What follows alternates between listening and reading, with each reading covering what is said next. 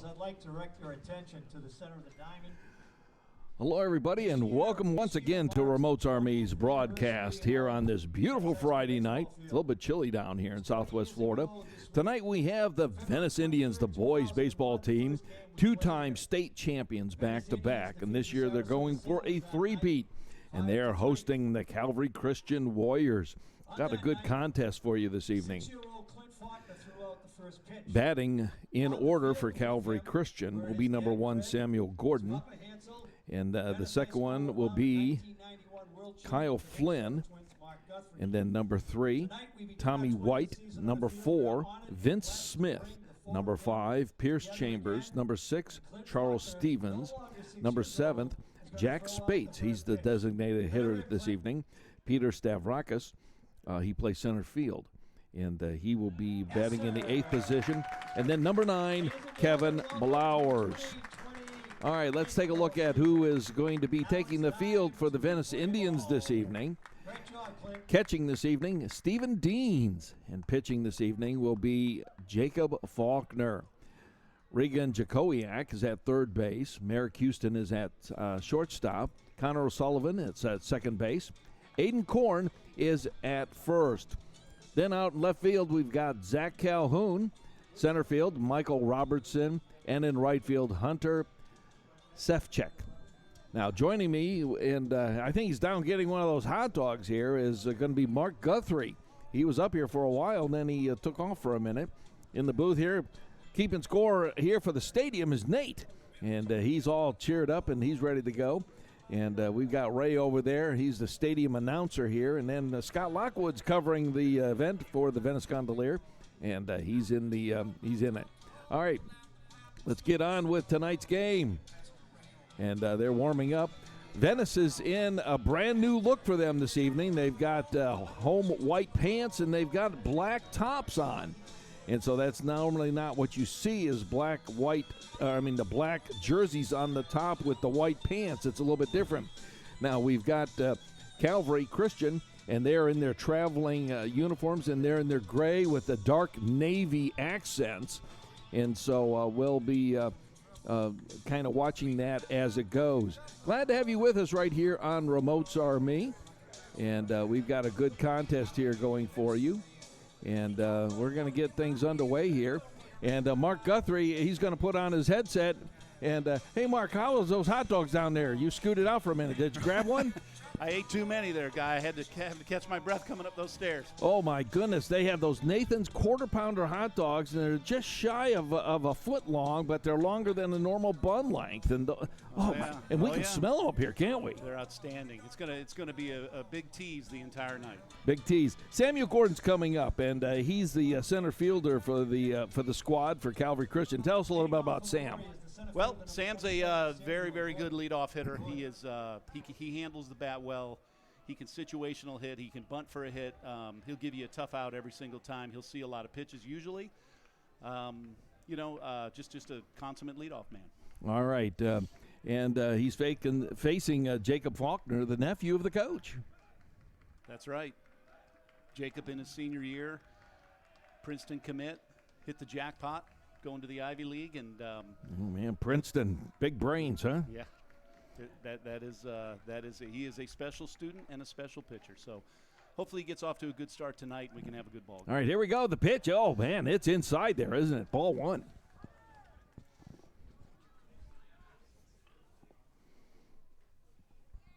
All right, 1-0 the count. Second pitch.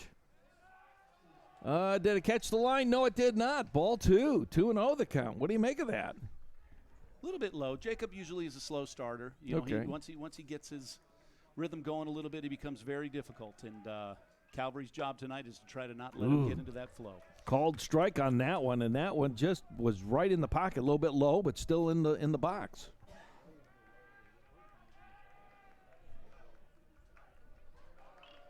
Here's the pitch. Caught the line. Strike 2. 2-2 the count. That was a nice pitch, wasn't it? Sure was. Jacob comes from that very deceptive sidearm slot. Very difficult for high school hitters to pick up. All right. Getting the sign. Oh, Stepped out of the box. They spend a lot of time prepping the field here and getting the lines and everything, brushing it up, and it looks really good for a high school field. This is great. Swing and a miss, struck him out. Sure is, Guy. First baseman, number 7, Kyle Flynn. You are not going to find many better facilities for a high school baseball game than this one right here at Venice High School, celebrating their 20th anniversary of opening the stadium, opening the field up, and it's become a special thing here in the community, kind of a rare deal in high school baseball. Really is. Behind us, we got girls, and in between, they have a nice practice. Swing and foul ball, out of play. Strike one. Kyle Flynn hitting in the 2-hole for Calvary. And Kyle this evening, he will be playing first base. Kyle is a left-handed thrower, right-handed hitter, kind of one of the oddities you don't see very often. Right, there's the pitch. Swings right to the shortstop. Oh, fumbled that. He's going to make it to first, and he's safe in time. Wow. A little bit of a tricky hop there for Merrick Houston at short. Stayed back on the ball a little bit. Ate him up. Bounced up. Ricocheted off his chest, and Flynn a little bit too speedy for the recovery. Yeah, and that'll all start to settle down as we get into the game, huh? No doubt. This is a big game. Yeah, both of these teams are I mean, this is almost like high alert for both, isn't it? It sure is. It's a big game, and you know, with the new ranking systems in Florida high school baseball, wins in games like this mean a lot. But, you know, you get rewarded for facing better teams, too. So, yeah. Good thing for both teams. Tommy White now up at the plate for the Warriors, and he had a swing there, a strike. One of the best high school prospects you will see. All right, Faulkner with the pitch. Ooh, just missed that corner ball. 1-1 the count. He had that like low, it's like a sidearm, but it was like an underarm scoop almost, wasn't it? He does. Jacob's slot is very tough. Very tough. A lot of movement, a lot of sink on the ball, and he Ooh, foul back. Strike two. Go ahead. He throws with considerable velocity for a sidearm guy. You know, he can reach 86 miles an hour, which for a sidearm pitcher at the high school level is very, very good velocity. Yeah, but his wrist is almost below his knee when he releases that, if you watch it closely enough. Right, knuckle scraper, yeah. I like facing Tommy White right here. This is probably one of the top 2 or 3 power prospects in the junior class in the United States. So this is a good challenge. You got to be careful, and Tommy has the ability to go deep in any park in the country. You mentioned that there are 8 commits on this Calvary squad. Right. All through the lineup, they are a loaded team. They now Tommy is not one of them. He's a junior this year. Tommy's still committed. Oop. Tommy committed last year as a sophomore. He's got a North Carolina State commit, and is he really? His decision lies in whether he's going to go professional or go to college after next season. So, a lot in front of him still, but a tremendous player. Boy, down here in Southwest Florida, this is a great. It's almost like a farm team, isn't it? Down here with high school. There's a lot of talent. Yep. Ooh, just missed that edge ball. And they get to play longer too, though. You know, like up north, their season's short because of weather. No doubt. You know, a lot of these players are moving down from the north to come play high school baseball, summer ball, fall ball. You can't beat it. Foul back. I was talking to one of the gals on the softball team, and her family moved down here just to be a part of a situation like this where they can play longer. And they have all the travel ball and things of that nature where up in Michigan they can't do that. Sure. And you know, the one thing you have to be careful about with that is you have families moving down, and then all of a sudden they walk into a scenario where there's so much talent. Yeah. And you might not get a chance to play as much as you think. Right. Faulkner with the pitch. Oh, my goodness. Tried to do a stab at that thing. Great 2-strike breaking ball from Jacob, and Tommy did a fantastic job fighting it off to live another day right here. Well, he's making Faulkner work on this. Well, like I said, Jacob will go through the entire year this year and not face a better hitter than this guy. So, you know, this is a great challenge for both players. Tommy White, 6'2", check over to base. He's 6'2", junior, and he'll be playing third base for the Warriors. And if you see a cloud going over the diamond, that's because of the grill off to our right. Here's the pitch. Right to the pitcher. Takes it to first base, and so the runner does advance. That's a sacrifice. We've got 2 out now. Another breaking ball. Cleanup hitter for the Warriors, the shortstop, number 3. Another breaking ball that Tommy fought off, dribbled it to the mound. Jacob lost his footing a little bit and decided to take the sure out at first and go at Vince Smith here with 2 outs and a man on second. Vince Smith coming up. He's a senior. He's 5'11", and they play shortstop for the Warriors. Another tremendous athlete. Vince is a senior that'll be going to Florida State to play next year, and this is and that's a good program up there. Sure, no doubt. All right, here's the pitch. Just catches that edge. What a beautiful pitch there by Jacob Faulkner. Wow, that was nice, wasn't it? Jacob's going right at him. Right at the meat of this order and challenging him. Well, you can't be afraid. You got to have the confidence in your own stuff. He does do. He has that. The pitch. Oh, that's outside. Runner checks back at second base, wants to tag up. That's a ball. 1-1 the count.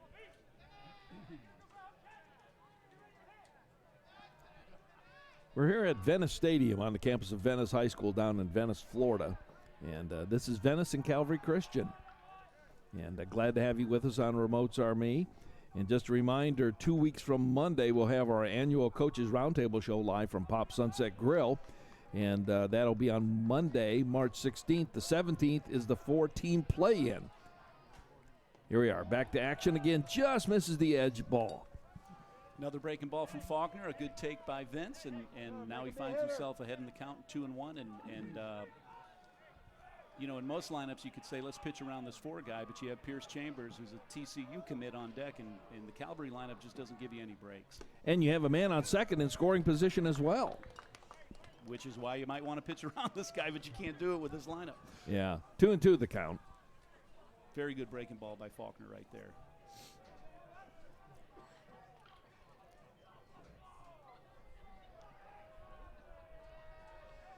Looks at second. Here's the pitch. Swing and a miss.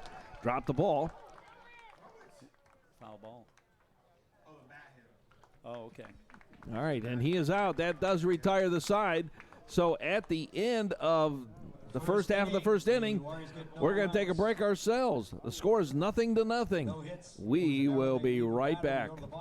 Montgomery's Carpet Plus of Venice supports the live streaming broadcast of Remotes Are Me and the efforts of local high school sports in the area, including Venice and Lemon Bay. Montgomery's Carpet Plus is located at 825 East Venice Avenue in Venice and can also be found on Facebook. Brackets. Gots to fill out the brackets. Having problem with your bracket this year? Want some help from people who know which team to pick? You're in trouble because these guys don't know a thing. Well, tune into our annual March Madness Coaches Show Roundtable, live from Pop Sunset Grill, Monday, March the 16th from 4 to 6. It'll be live streamed on Remotes Are Me, found on YouTube. We have Coach Huber and Mike Young from Lemon Bay High School, Coach Mike Montgomery from Venice, and Coach Ryan Power from Northport. Come on out to Pop Sunset Grill for great food while sitting by the Intercoastal. Ask the coaches a question and just have some fun. That's Monday, March the 16th from 4 to 6, live on Remotes Are Me. Subscribe and click on the bell to be notified when the streaming begins. And for the picks, better just go for your favorite color.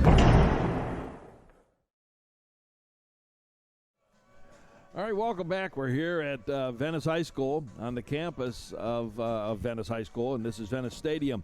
All right, playing in the field now for Calvary Christian. Pierce Chambers is catching. Jack Siebert is pitching. And then at third base, Tommy White. Vince Smith is at shortstop. Kevin Blowers is at second, and Kyle Flynn at first. In left field, we've got Peter Stavrakis. Samuel Gordon is in center, and Charles Stevens is in right field. Go ahead. Well, Jack Siebert will take the mound for Calvary tonight. Jack's one of the top 2 guys here on the Calvary team, and his effectiveness is all around his pitchability. He can throw any pitch at any time in any count, and just like Jacob, and all good pitchers, if you're going to get him, you got to get him early and try to not let him get into that groove. Because once he does and you start guessing with him, he becomes really tough. All right, coming on up here now, Michael Robertson, number 12, and he plays center field for the Indians. Michael comes in to lead this game off. Probably one of the finest players that's ever played here at Venice High School, and if he continues on his pace right now, you're looking at a guy that's going to be in the upper 2 or 3 rounds of the professional draft, in my opinion, next year. Has all the tools. He can run. He can hit. Left-handed hitter. Plays the outfield great. You just don't find many packages like Michael Robertson. Michael Robertson, 6'1", and he's a junior here, weighs 170 pounds. We got a nice little media fact sheet here that Coach Faulkner gave to us. All right, left-handed hitter going against Siebert.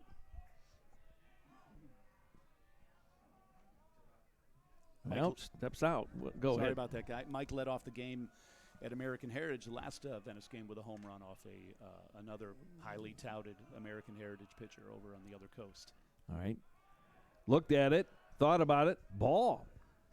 Boy, that just missed, didn't it? Started him out with a breaking ball. Well, that's good eyes, and that's called batting practice and good coaching. All right, here's the pitch. Ooh, low and inside, ball 2. Michael has the ability to handle any pitcher that goes out there. He's a unique talent, and probably the guy in the Venice lineup tonight that you don't want to let beat you. But when you're leading the inning off, you kind of have to go at him. Oh, ball 3. You know, if you say take one for the team and you take the hit, it hurts a lot more in baseball than it does in softball. That's right. Easier said than done, right? Yeah, I mean, the girls, I mean, they're not afraid to take one for the team, you know, because they only pitch at about 60 miles an hour. Well, I don't want to take one of those either. I'm not going to go out on the limb and say that they are. No, those things are about, what, 5 inches in diameter? Those girls are tough, too. Oh, my goodness, yes. Here's the pitch. Right down the pipe. Wow. Strike. 3-1 to count.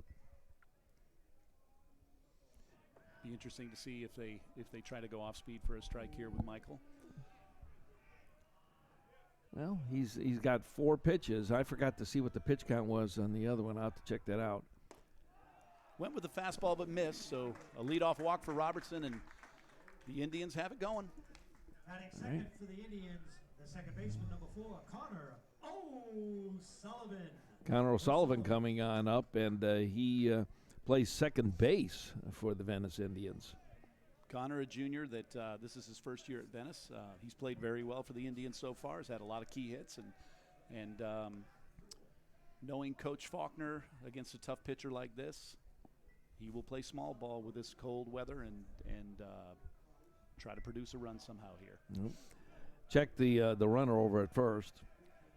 The Indians are in black and white, black tops and white pants. Here's the pitch.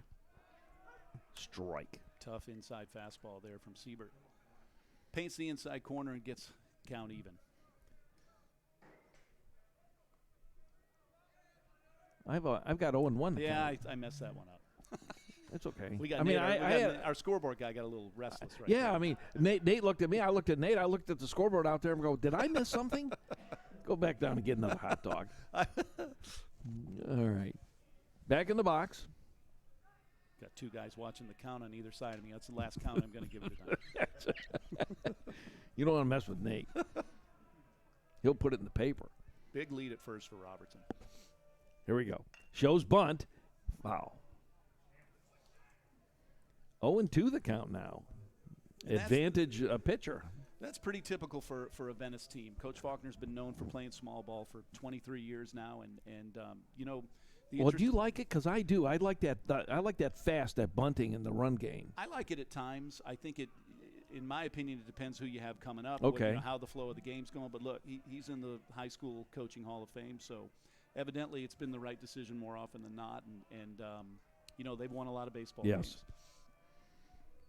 All right, Siebert at the mound. Here's the pitch. I think the theory in high school baseball Struck him out. The theory that Craig has in high school baseball is that high school defenders are going to make mistakes, more so than pro defenders, college defenders, and to put the pressure on the defense, make them make mistakes, and hopefully you can blow a game open. And if you don't, you still move the runner, you can get your 1 run.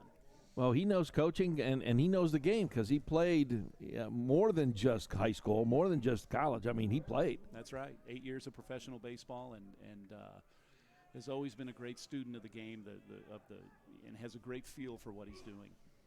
All right. Coming on up here now, he checks the runner over at first. This is the third place hitter of the night. Aiden Korn. Plays first base for the Indians.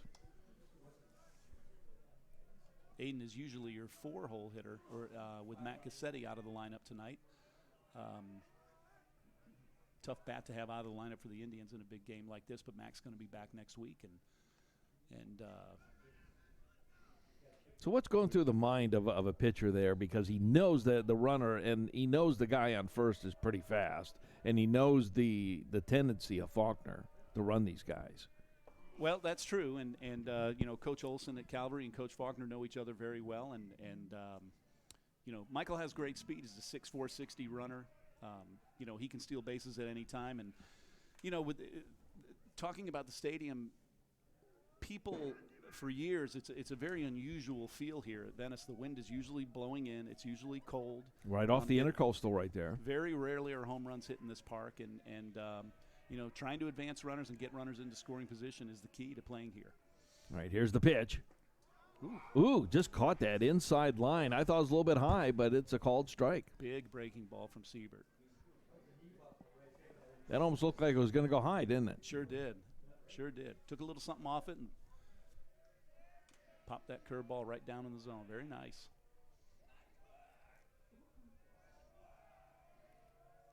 Here's the pitch. Oh, wanted to check it. Chambers came out of his haunches looking to pick Robertson at first base. So there, Michael puts that pressure on the pitcher, and in Craig's head right now down at third base, maybe that's good enough right now. Put a little pressure, quicken that pitcher up, get that catcher a little bit flinchy. Maybe you get a call here and there, and Aiden could come through with a hit. I think they got some grilled onions and peppers going on something down there. You can smell it, can't you? You're killing me with this guy. You're killing me. Well, you're going to have me bust out of this booth in about another 5 minutes. Did you see it? It's a brand new grill this year. Well, then we've lost a little seasoning, haven't we? That's right. All right, 1-1 the count. Runner on first. We've got one out. Here's the pitch. The runner goes. He is safe at second, and he could go on to third, but he's going to hold up. Nice steal. So one of the subtleties there is Craig is waiting for a breaking ball count, right? He's waiting for a break, and he got the breaking ball. Pitcher's a little bit slower to the plate, allows Michael enough time to steal that base easily, and just a little subtlety of coaching right there that not a lot of people notice. And again, he picks the right pitch, and now Aiden has a chance to drive in the first run of the game. All right, and Nate, the official scorer there, put it as a strike. Runner in scoring position. Swing. Foul tip. Just tipped that.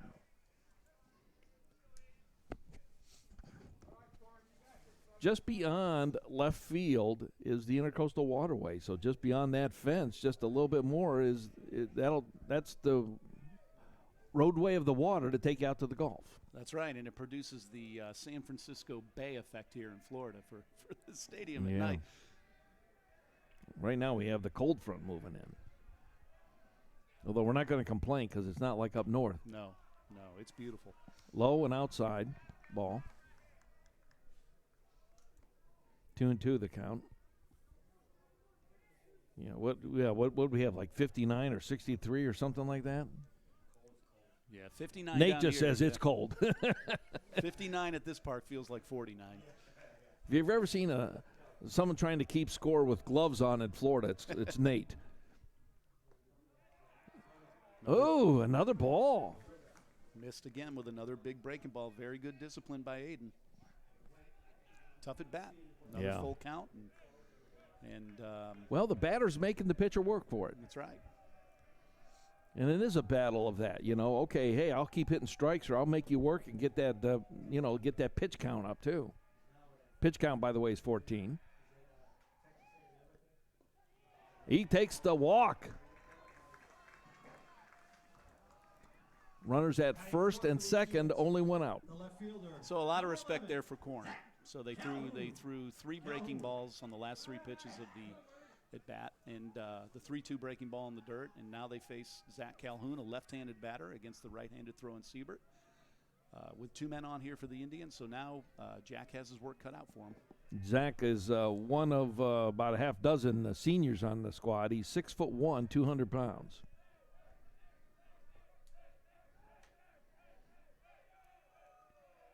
Here's the pitch from Siebert. Ooh, thought about going with it, did not. Ball 1.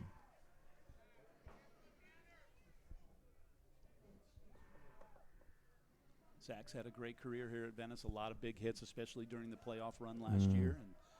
And yeah, they're back-to-back state champions. Yep. And Zach had a lot to do with that. So good clutch hitter right here. Low and inside, just missed a line. Ball 2. Looked like Siebert yanked a change up a little bit here to the left-handed batter, yanked it down and in. And so this is what we're talking about. You don't allow a guy that can really do artwork out here on the mound to get in his groove, and the Indians have been successful with some really tough at-bats. Well, we're here at the bottom of the first here at Venice Stadium. Glad to have you with us. Venice and Calvary Christian. The swing, it's going to be a high fly ball. It's going to be in the infield. Second base, runners hold, second out. A little bit out in front of that one. Ball was a little bit down. And for the Indians, third baseman, number 8, Calhoun trying to be aggressive and go after it, trying to make something happen, and a big out for Siebert here. So now he was on the ropes. Now he's one pitch away from getting out of it, and we'll see what can happen here with Regan Jakowiak. All right, Regan Jakowiak, he plays third base for the Indians.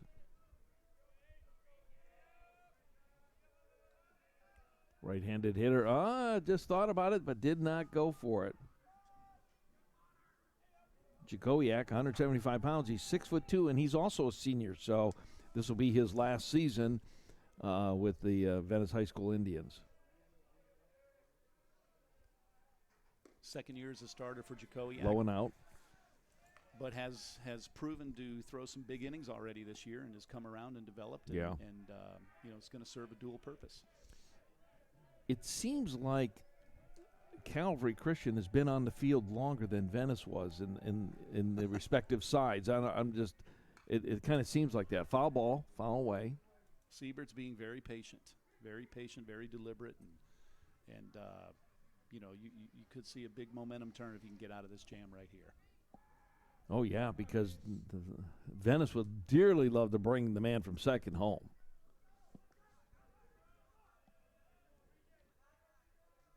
How far are the fences? Do you know by chance? I believe they're 315 down the lines and 385 to center, but okay. At nighttime, I think they're. You don't see many people go deep from the gaps to center field in this park, and I don't know, in 20 is a swinging strike. Is that what it says out there? 385? Does it say 390 or 385? 395. 395. Like 410 because the way the wind blows, you never get anything out that far. Right. Nate says it plays like 410. Kind of like his golf game.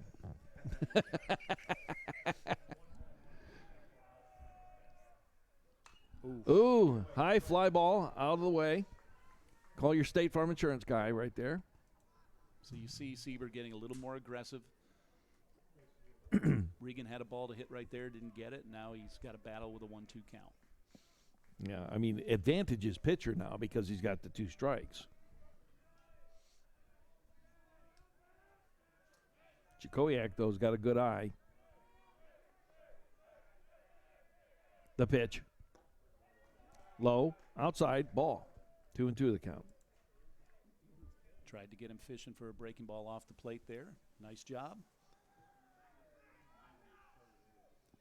This is the pitch you want to make it happen here if you're pitching, if you're Jack.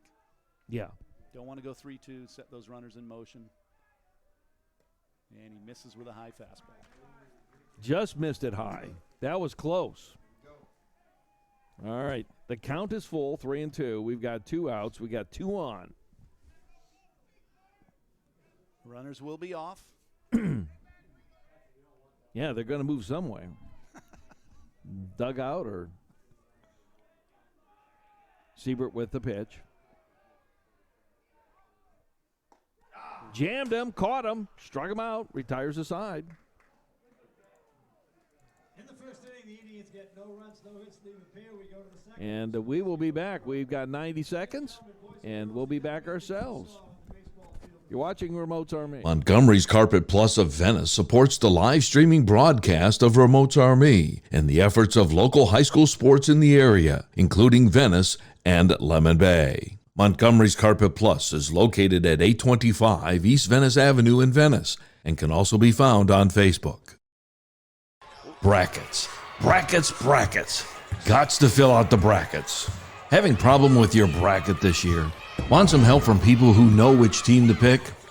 Well, you're in trouble because these guys don't know a thing. Well, tune into our annual March Madness Coaches Show Roundtable, live from Pop's Sunset Grill, Monday, March the 16th from 4 to 6. It'll be live streamed on Remotes Are Me, found on YouTube. We have Coach Huber and Mike Young from Lemon Bay High School, Coach Mike Montgomery from Venice, and Coach Ryan Power from Northport. Come on out to Pop's Sunset Grill for great food while sitting by the Intercoastal. Ask the coaches a question and just have some fun. That's Monday, March the 16th from 4 to 6, live on Remotes Are Me. Subscribe and click on the bell to be notified when the streaming begins. And oh, for the picks, better just go for your favorite color.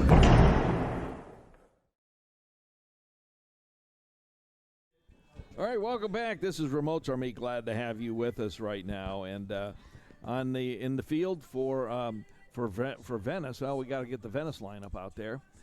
We've got Deans, Faulkner, Jakowiak, Houston, Sullivan, Korn, Calhoun, Robertson, and Svetchek. So that's who's out there. Coming up is Chambers, Pierce Chambers. He's the catcher for Calvary Christian. Mark? Another dangerous hitter. Pierce is a senior going to TCU next year, one of the best programs in the country. He does a fine job behind the plate and can be dangerous with the bat. So, again, Jacob's going to have to navigate his way through this lineup, and there's just not a lot of breaks as Chambers tries to bunt for a hit on the first pitch. All right. That's going to go down as a strike, 0-1. Pierce plays for Coach Faulkner in the summertime, and he was probably just trying to win his heart over there with that bunt hit. Well, Jacob's got 20 pitches so far on the game. So my handy-dandy little score thing's got pitch count. There you go. And, again, good hitters are going to make you throw a little bit more, and two very disciplined, solid lineups, and that's not surprising. Faulkner with the pitch. Inside. Gets away from the catcher. Strike two, actually. Was that a ball? Yeah. Corrected by the official scorekeeper of the stadium, Nate Cowan. It's a ball. Strike. Really good fastball in the outside corner there by Faulkner. Nate will keep us honest here.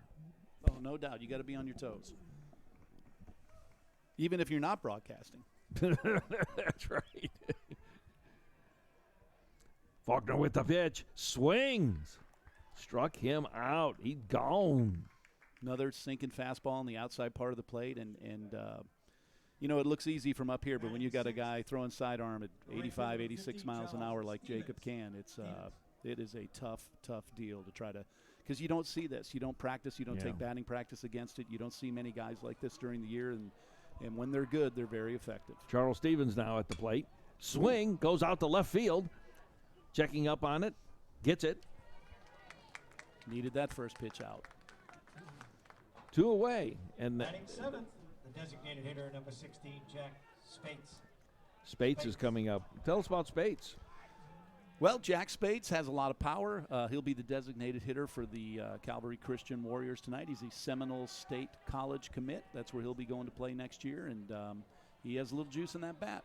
Got to be careful with him, but Jacob seems to be in his groove. Just misses down with another. He just missed that one, didn't he, on that? Pretty close right there. Here's the pitch. Right out to the shortstop. Got to grab it. Will he get it in time? He does, and that retires the side. Boom, boom, and boom. And that's how it's done at Venice. We'll be back, folks. 2-3 in the second. We go to the bottom of the inning. The score remains at 0-0. You're watching Remotes Are Me on YouTube.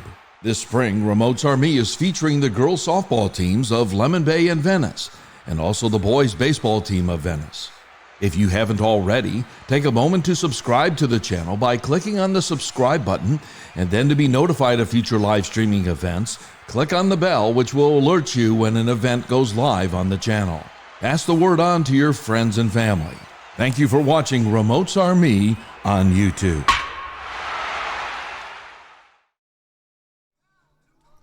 All right, welcome back. We're here in Venice, Florida at Venice Stadium, the home of the Venice Indians.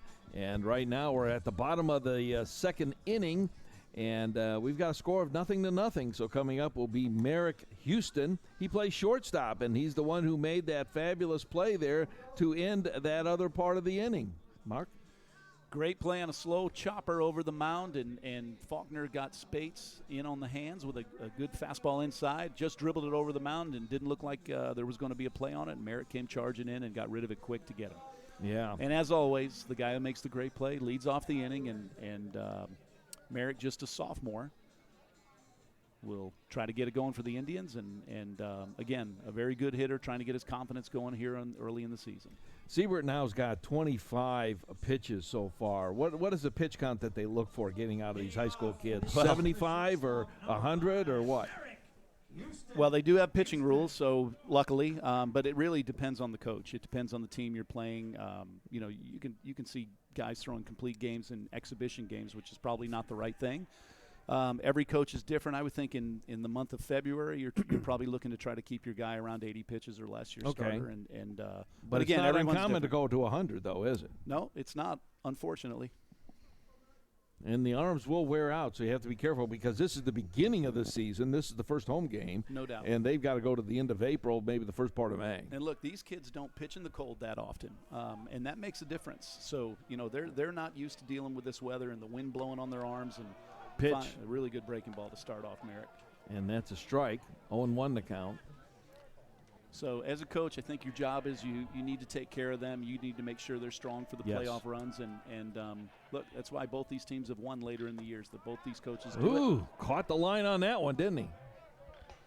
Is he starting to kind of zone in? Well, like I said, you better get that guy early, and once he starts getting aggressive and filling the zone up, it becomes really difficult. And you just mentioned the cold. His arm's probably starting to warm up a bit too now, isn't it? Yep.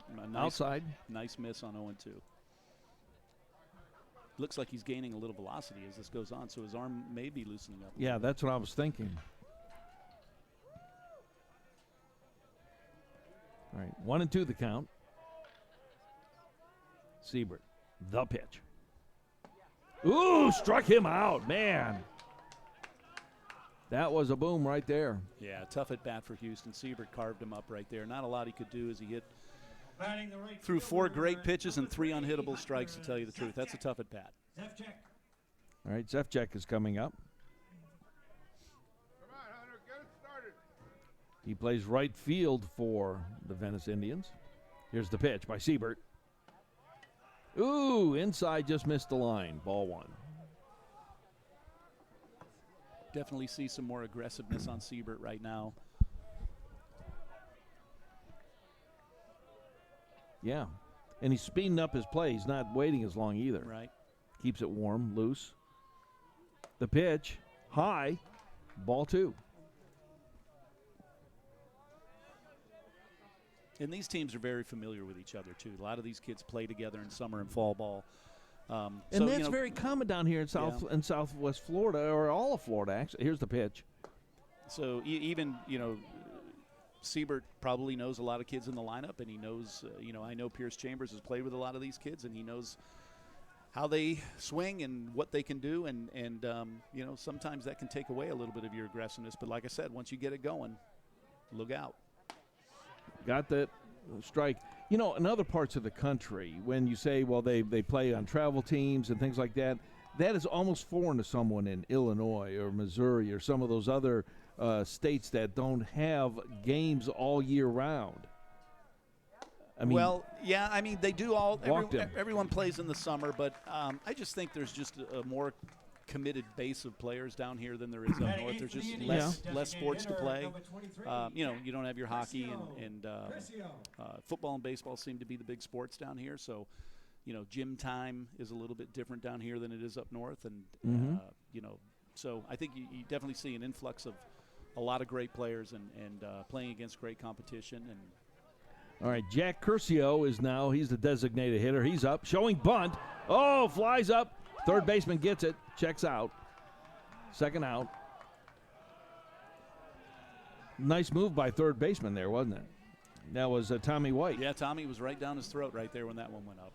Tommy's a good fielder. I mean, he's a big kid and he looks like number 14, Steven one-dimensional offensive threat when you look at him. But once you watch him play for a little while, he has great hands and he is a well above average third baseman. Now, our stadium announcer, Ray, he sounds like Mad Dog, because he's got that intensity there, doesn't he?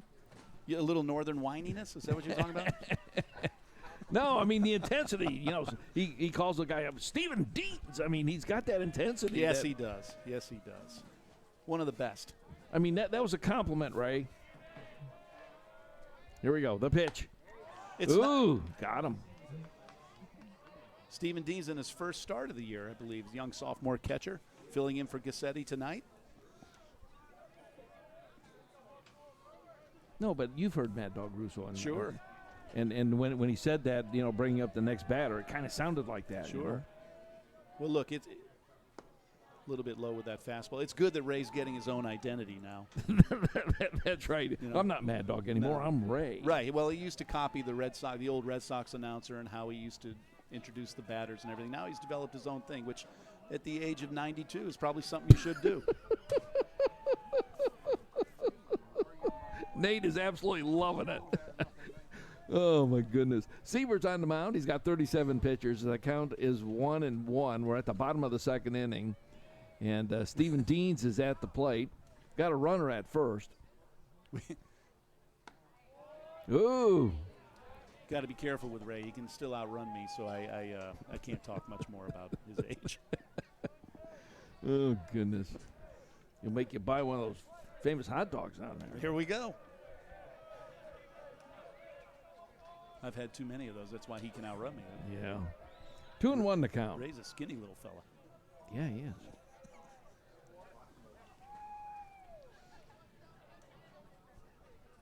Good crowd here tonight at Venice Stadium, and this is the home opener for the Indians. The girls are playing across the way here, and girls softball, and they're on their way. They're looking really good this year as well. They could very well go to the States. Oh, foul back. Good swing by Deans right there. Aggressive on the 2-1 fastball, and Jack Siebert came right at him, and Steven was ready and fouled it straight back. So now he's going to have to battle. Now, girls softball was playing today for the state championship, and what I understand, they fell short. Is that correct? Soccer, girls soccer. Girls soccer. Right. Yeah, they lost 2-1, I heard. 2-1. Great season, though. Oh, the best they've ever had. Swing and a miss and got him. Struck out the side. So with that, we're going to change the side. 2 is down. We're going to be back. Montgomery's Carpet Plus of Venice supports the live streaming broadcast of Remote's Army and the efforts of local high school sports in the area, including Venice and Lemon Bay. Montgomery's Carpet Plus is located at 825 East Venice Avenue in Venice and can also be found on Facebook. Brackets. Gots to fill out the brackets. Having problem with your bracket this year? Want some help from people who know which team to pick? Well, you're in trouble because these guys don't know a thing. Well, tune into our annual March Madness Coaches Show Roundtable, live from Pop's Sunset Grill, Monday, March the 16th from 4 to 6. It'll be live streamed on Remote's Army, found on YouTube. We have Coach Huber and Mike Young from Lemon Bay High School, Coach Mike Montgomery from Venice, and Coach Ryan Power from Northport. Come on out to Pop's Sunset Grill for great food while sitting by the Intercoastal. Ask the coaches a question and just have some fun. That's Monday, March the 16th from 4 to 6, live on Remote's Army. Subscribe and click on the bell to be notified when the streaming begins. And oh, for the picks, better just go for your favorite color. All right, welcome back. We're here at Venice High School. Venice Indians are playing Calvary Christian. Guy Wayman here along with Mark Guthrie. And Mark, it's good to be working with you this evening. This is kind of a lot of fun. Sure is. Thank you for having me, Guy. Well, I had no choice. Cole Faulkner says Mark Guthrie's going to join you. That's not what he told me. He told me you were begging me to come up here, guy. Goodness gracious. That's right. Well, no, he told me, and I said, man, that'd be absolutely fantastic. Who's coming up to the bat? Peter Stavrakis coming up for Calvary to lead off the top of the third here. Left-handed hitter, senior. Calvary Christian, the left field, number 34, Peter Stavrakis. Peter Stavrakis. He plays left field for the Warriors. Peter is going to be playing at Eckerd College next year, a much improved program up in St. Petersburg. Oh, strike. Count is 1-1. And speaking to Venice's pitching coach Tyler Shambora before the game, he was a little bit concerned after Jacob's warm-up that a good breaking ball just misses. Ooh, man, I thought that was going to be in the pocket there. Little concerned, didn't think Jacob looked too good in warm-ups, but he is exceptional at figuring it out as he goes along. And again, if you don't get him early, strike. As it is with Jack Siebert, those kind of really good high school pitchers become tough. It's an unusual style, and I would think that would throw off the batter. If you're not concentrating on the ball, that style in itself could throw you. More so, and more so at the high school level than the college level and the professional level. It just comes down to not seeing it that often. Ooh, swing and a miss, struck him out. Who Great would you pitch. equate him to in the pros with that kind of a style? Well, he is. Batting ninth is the second baseman, number 8, Kevin Flowers. He is he's unusual in that he has a lot of velocity for a sidearm pitcher. So, nowadays in the major leagues, you see a lot of those guys. Darren O'Day, the pitcher who was with the Orioles last year from the University of Florida, has throwing 90 miles an hour from down there. It's just so unusual. And Venice has had quite a few of them. They always seem to have one. And Jacob is one of the harder throwers from the sidearm slot that they've had. Great breaking ball. Ooh, just misses. 1-1. That one I thought clearly was a strike, but that's from our perspective. The whole press box just thought that was a strike. Ooh, right to the short. Going to pop it on over. Gets it all the way over. Nice tag. 2 out. Nice job by Merrick Houston at shortstop. And that's a short and third base. That's a long throw over to first. Well, and you say, will he be able to make it? But I mean that's these are 90 feet, so it's longer than that. Well, and again, everything gets exasperated at the high school level when your players aren't as talented as college type players. Games can get messy, and you try to put pressure on the defense by not striking out a lot. Houston and good players like Houston over. Making another great play. Retires the side, and that goes boom again. So we're going to go to the bottom of the third inning right now. And you know what? This thing is it's progressing quite nicely here. We're at the bottom of the third, although it's 0-0. You'd think that we'd end up having some more runs and stuff, wouldn't you? Venice baseball. They have that kind of going out here. We're going to take a break. We'll be right back. You're watching Remotes Are Me on YouTube. This spring, Remotes Are Me is featuring the girls softball teams of Lemon Bay and Venice, and also the boys baseball team of Venice. If you haven't already, take a moment to subscribe to the channel by clicking on the subscribe button, and then to be notified of future live streaming events, click on the bell, which will alert you when an event goes live on the channel. Pass the word on to your friends and family. Thank you for watching Remotes Are Me on YouTube.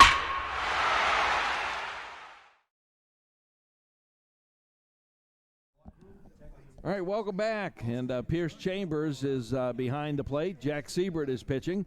We got Tommy White at third, Vince Smith at short, Kevin Blowers at second, and Kyle Flynn at first. Stavrakis is at left field, Samuel Gordon in center, and Charles Stevens is in right field. Who's coming on up here for the Venice Indians? On deck, it looks like number 12, doesn't it? Mikey Robertson's going to lead it off again. So Venice top of the order. Back to the top of the order, and Robertson, O'Sullivan, and Korn face Siebert here in his third inning of work. Well, you said during the break when I said it was 0-0, and you just turned to me and you go, well, that's Venice baseball. Well, and especially when they're playing another good team with another good pitcher. And they as you were talking about the left side of the infield last year, when you have talented players on the left-hand side of the infield, you can play some clean high school games, and you don't make a lot of mistakes. And And you can win a lot of those 1-0 games, which is what Venice has done for years. So Yeah. credit to Joe Komorowski, the infield coach, and you're not going to see many cleaner teams play the infield like a normal Venice High School team. Now, he hasn't thrown a pitch yet. They just wanted to make sure that they were clean on the sign, right? I guess so. He's getting towards the end of his outing. He might be trying to figure out where they're going to go after the game. Bogeys down the street, maybe? That's right. All right, here's Siebert. The pitch. Ooh, right to first. He's going to walk it on over. Out. That was a short one. Yeah. Michael rolled over a ball, tailing away a little bit, and big out for Siebert to try to start that inning off and get Venice's most probably dangerous threat. Probably would have off been the better bat. off to wait on that pitch, huh? Well, easier said than done. Yeah. That's always right.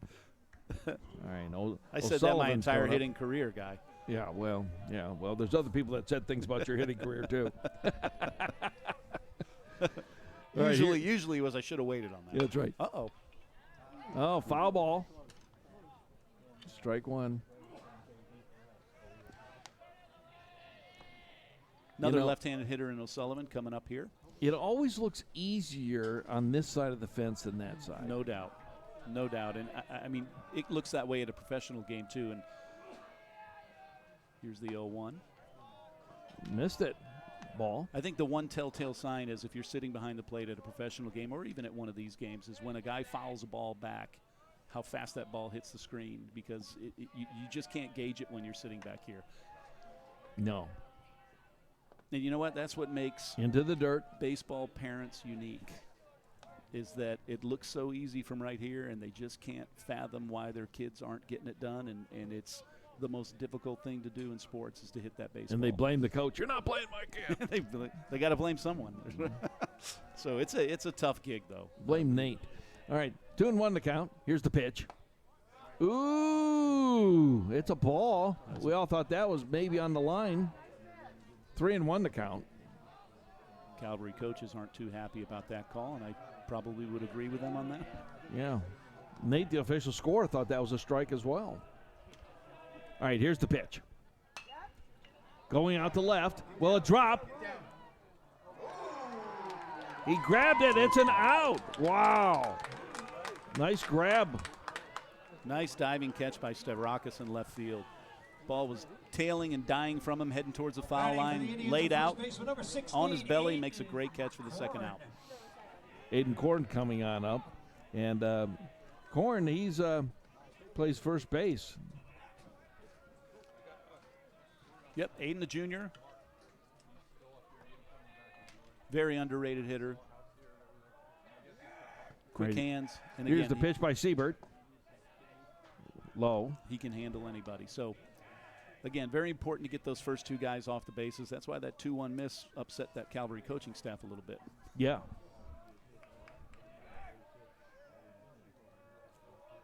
Here's the pitch by Siebert. Ooh, I thought that caught the line, but that's another ball. He's trying to work that line and consistent. You know what? It doesn't matter if we think it's in or out as long as that umpire's consistent. That's right. And I think that's probably my biggest bugaboo is if you start moving the box. That's right. Foul away, out of play. But you know what I'm talking about. It's like, well, no, wait a minute. That was a strike in the first inning. Now it's a ball. Well, again, that ball, he might have called that breaking ball a little bit up on that 1-0 pitch. But, again, you're putting a good hitter in a hitter's count. And as a pitcher, you want to get all those calls. And Siebert, to his credit, came right back and attacked Korn with that 2-0 pitch. And Here's the pitch. Swing and a miss. Strike two. 2-2 the count and 2 out. We're here at the bottom of the third inning. really good off-speed pitch on the outside part of the plate. Now fought back 2-2, 2 outs. And this is where Siebert gets tough. Now he's found his groove, and he could throw one of any 4 pitches right here. And he's at an advantage. Right to third. Third's got to get it on over. Ooh, made him run the whole distance before he says, I'm going to take you. All right, change the side. We're going to be at the top of the fourth inning. We'll be back in 90 seconds. Montgomery's Carpet Plus of Venice supports the live streaming broadcast of Remote's Army and the efforts of local high school sports in the area, including Venice and Lemon Bay. Montgomery's Carpet Plus is located at 825 East Venice Avenue in Venice and can also be found on Facebook. Brackets. Brackets, brackets. Gots to fill out the brackets. Having problem with your bracket this year? Want some help from people who know which team to pick? Well, you're in trouble because these guys don't know a thing. Well, tune into our annual March Madness Coaches Show Roundtable, live from Pop's Sunset Grill, Monday, March the 16th from 4 to 6. It'll be live streamed on Remotes RME, found on YouTube. We have Coach Huber and Mike Young from Lemon Bay High School, Coach Mike Montgomery from Venice, and Coach Ryan Power from Northport. Come on out to Pop's Sunset Grill for great food while sitting by the Intercoastal. Ask the coaches a question and just have some fun. That's Monday, March the 16th from 4 to 6, live on Remotes RME. Subscribe and click on the bell to be notified when the streaming begins. And oh, for the picks, better just go for your favorite color.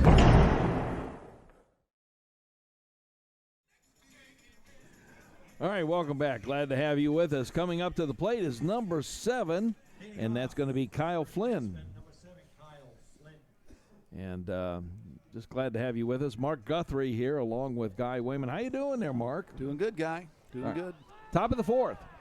See what happens here. Get some action going. Nice one right to Merrick. Merrick's going to toss it on over to first. Gets it there in time. Had to dig that one out of the dirt. Probably should get that one up a little bit more. What do you think? Well, again, Flynn hit the ball on the screws, and Merrick had a lot of time and seemed to kind of stop his feet a little bit and kind of goose that throw a little bit, but a nice pickup by Korn. And I know sometimes they want to wait and make the guy run all the way to first. Sometimes I think it's like just throw it over there, get the guy out. It's like they want to build that drama. Well, we're going to make you run the first base, so I'm going to hang on to it, do a little style points. There he goes again. All right, down right to Merrick. Oh! That was not a good one. Well, White the shortstop, number hits 3, a Vince Smith. routine ground ball, I would say. I think Merrick had a little more time than he thought. Tried to field the ball on the side on the run, and that's kind of his deal, and that's what he does. Yeah. And might have had a little more time for that play, but Tommy reaches on an error.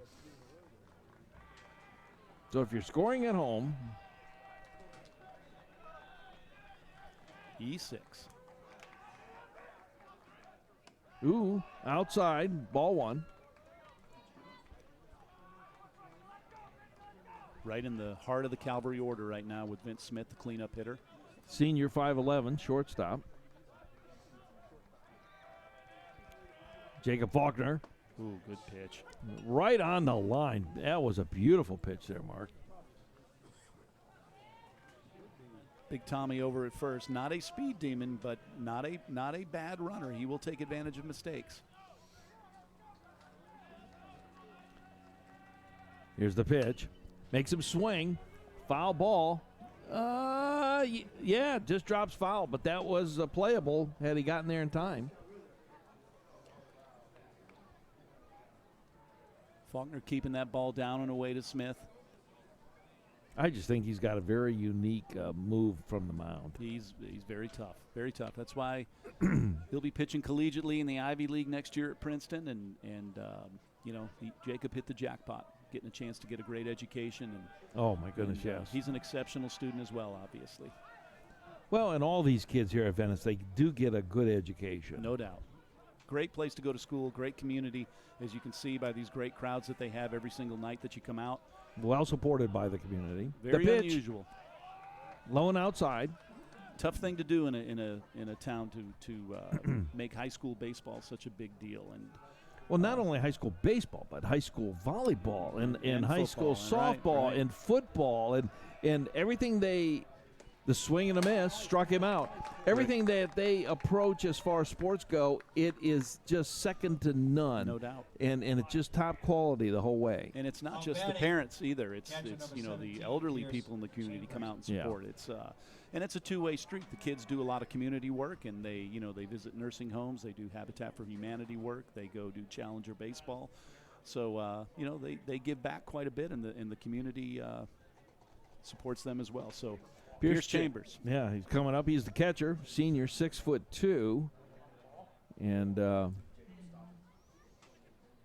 So what you're trying to do now, you have 2 outs and a man on first. So what starting to get late in the game, Venice is going to try to take any chance of a double away from Chambers. So with 2 outs, your outfielders are going to play a little bit deeper. And you can see that they're just on the edge of the dirt and the grass. Right. Just don't want to give up a double here. They put in a pinch runner for Tommy White just in case that double comes. And the runner's off. Going to second. And tagged him. He's out. And that retires the side. Some great defense there by the Venice Indians. And that does it. We're going to go to the bottom of the 4th. Mark, you know, that was really kind of nice, and the people loved it. It was good defense there by the Venice Indians, but all of a sudden there was some action there, and they kind of liked that. There was a little tension, and when that happened, I mean, you know what I'm talking about. Yeah, it was a great throw by Deans. Great throw by Deans. Young guy in his first steal attempt, and he has a terrific arm, so he has to be feeling good about that play. Deans, he is a junior. Sophomore. Oh, I was looking at Owens. I'm sorry. Yeah, he's a sophomore, so he's got 2 more years here. He's 5'11", and so he's got a good future here at Venice, but probably a great when do colleges start looking at these kids? In their sophomore, junior year, right in between that? Or is that when the kids start looking at colleges? Down here in Florida, it's different than it would be like in Pennsylvania. A little bit. It's different now than it used to be years ago. Now we have kids that have never played a high school game getting committed to big schools. So really, I know Matt Cassetti was a freshman when he committed to the University of Florida. The larger the school, the earlier they seem to be signing, and that's kind of the lay of the land in recruiting nowadays. Whether it's right or wrong, it is what it is, and still. Kids still get committed, during the fall and the spring of their senior year like they used to, but a lot of the high-end prospects do get committed, in their younger years of high school.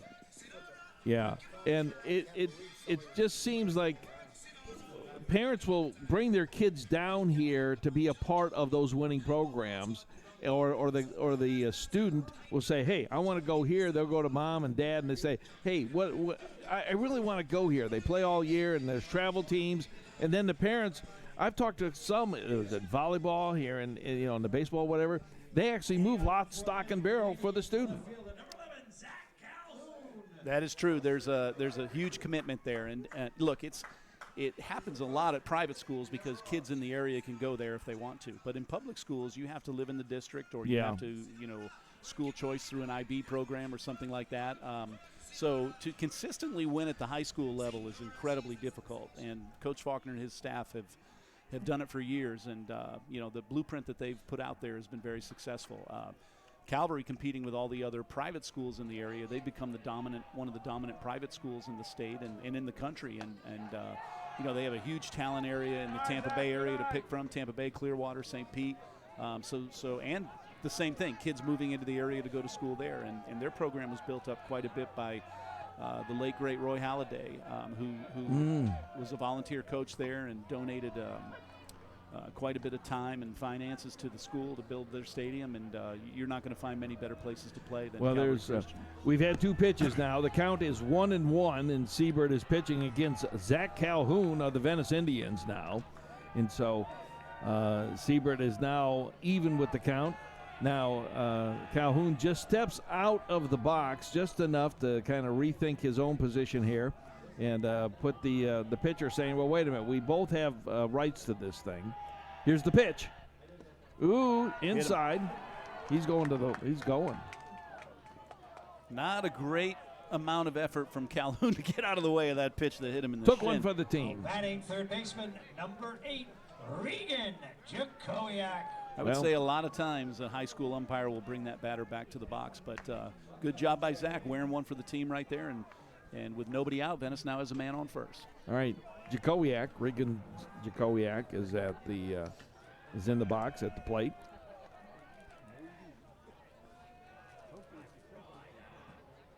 Oop. Over, check. Now, those throws do not go against a pitch count. Those throw-overs. And so, it still is an arm motion, but it doesn't go against it. Siebert's already got 54 pitches. Right. So he could very well go the distance. Oop. High. Ball. Yeah, I don't think you'll see that. You don't think he'll go the distance? No, I don't think it. What do you pull him out at the 5th or 6th? Well, knowing Coach Olson, he'll pull him out. He has other arms in there as well that can be, pretty successful, and he's not going to take a chance. Would Coach Faulkner do the same for no Jacob? No doubt. Because they're looking at the whole season, not just tonight. Uh-oh. Throwaway at Oh, first. Biggle. He's going to take second. Big mistake there. Big mistake now. Jakowiak's job is to get this bunt down to the third base area to make the third baseman field the ball. Get that runner to third. First baseman will be crashing, so you don't want to bunt the ball to the right side. Well, he's in scoring position right at second base. Nobody out. This is ideal for Venice. You can pretty much bank your house. He's going to steal third? No, on this bunt right here. He's not going to steal. All right, remember, he just banked his house. And he got to keep his house, and runners are going to go all the way around. Oh, and he's safe at first and safe at third. Boom and boom. Love it, babies. Hit. And Mark, he called it. He bet his house on this, and so now he's got 2 houses in the bank. That's a good thing because I lost it in the stock market this week anyway, so it doesn't matter. I had somebody who was going to bet his house on the Mets on a playoff game, and he says, well, my wife wouldn't let me. It was a good thing because the Mets lost. Fantastic bump by Jakowiak, and that goes back to you can't, yes. You could really, there really wasn't a lot Tommy White could do right there because he has to stay back and read. He can't leave his post because that guy can just walk into third base and steal the base. So he has to make sure that bunt's down, and a beautiful base hit bunt, even though it was a sacrifice situation. And now, tough situation for Siebert here, with Merrick Houston at the plate, first and third. All right, Merrick Houston. And another bunt, and the run will score. And out at first. And so the sacrifice does go. A runner does go to, runner advances to second. And then we also have a score for the Venice Indians. So a first and third play, starting to get to the bottom of your order. You have a younger hitter up. That is an indefensible play for a defense. So you have to hold the runner on first base. So you're telling the hitter to bunt the ball to the right side because that first baseman can't crash the play. And terrific job by Houston getting it down. And not only that, now you have another runner in scoring position with 1 out and Hunter Zefchek coming up. You could have bet another house on that bunt. That's right. I would have. I just didn't get it. We were talking about something else. All right. Low and outside, and you can tell Siebert is starting to get a little bit rattled because of those change of events there. Ball 1. Well, it's tough because he really hasn't been hit. He hasn't walked anybody. The ball skimmed Calhoun's shin.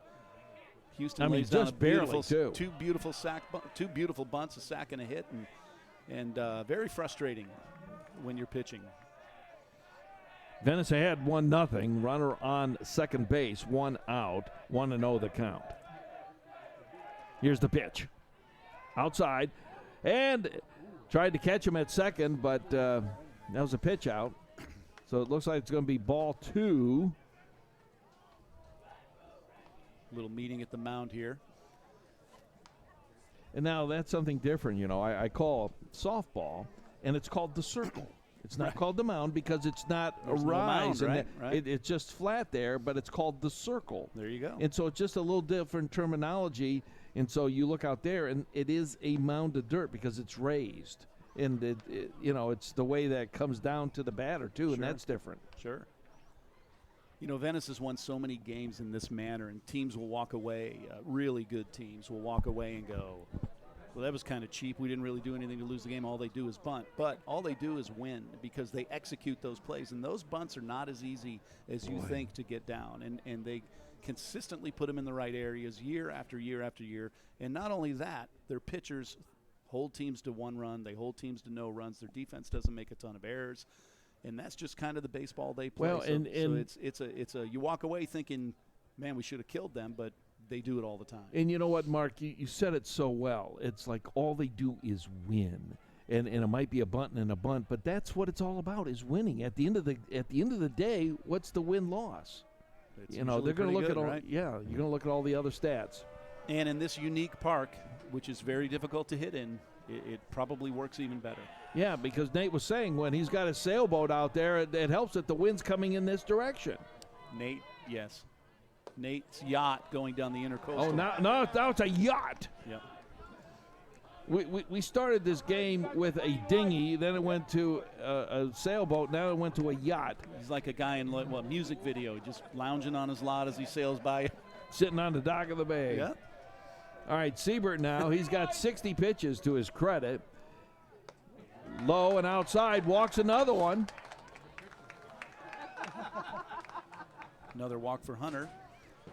So now we've got runners at first and second, only one out. Batting designated hitter number 23, Jack Curcio. Jack Curcio is coming up.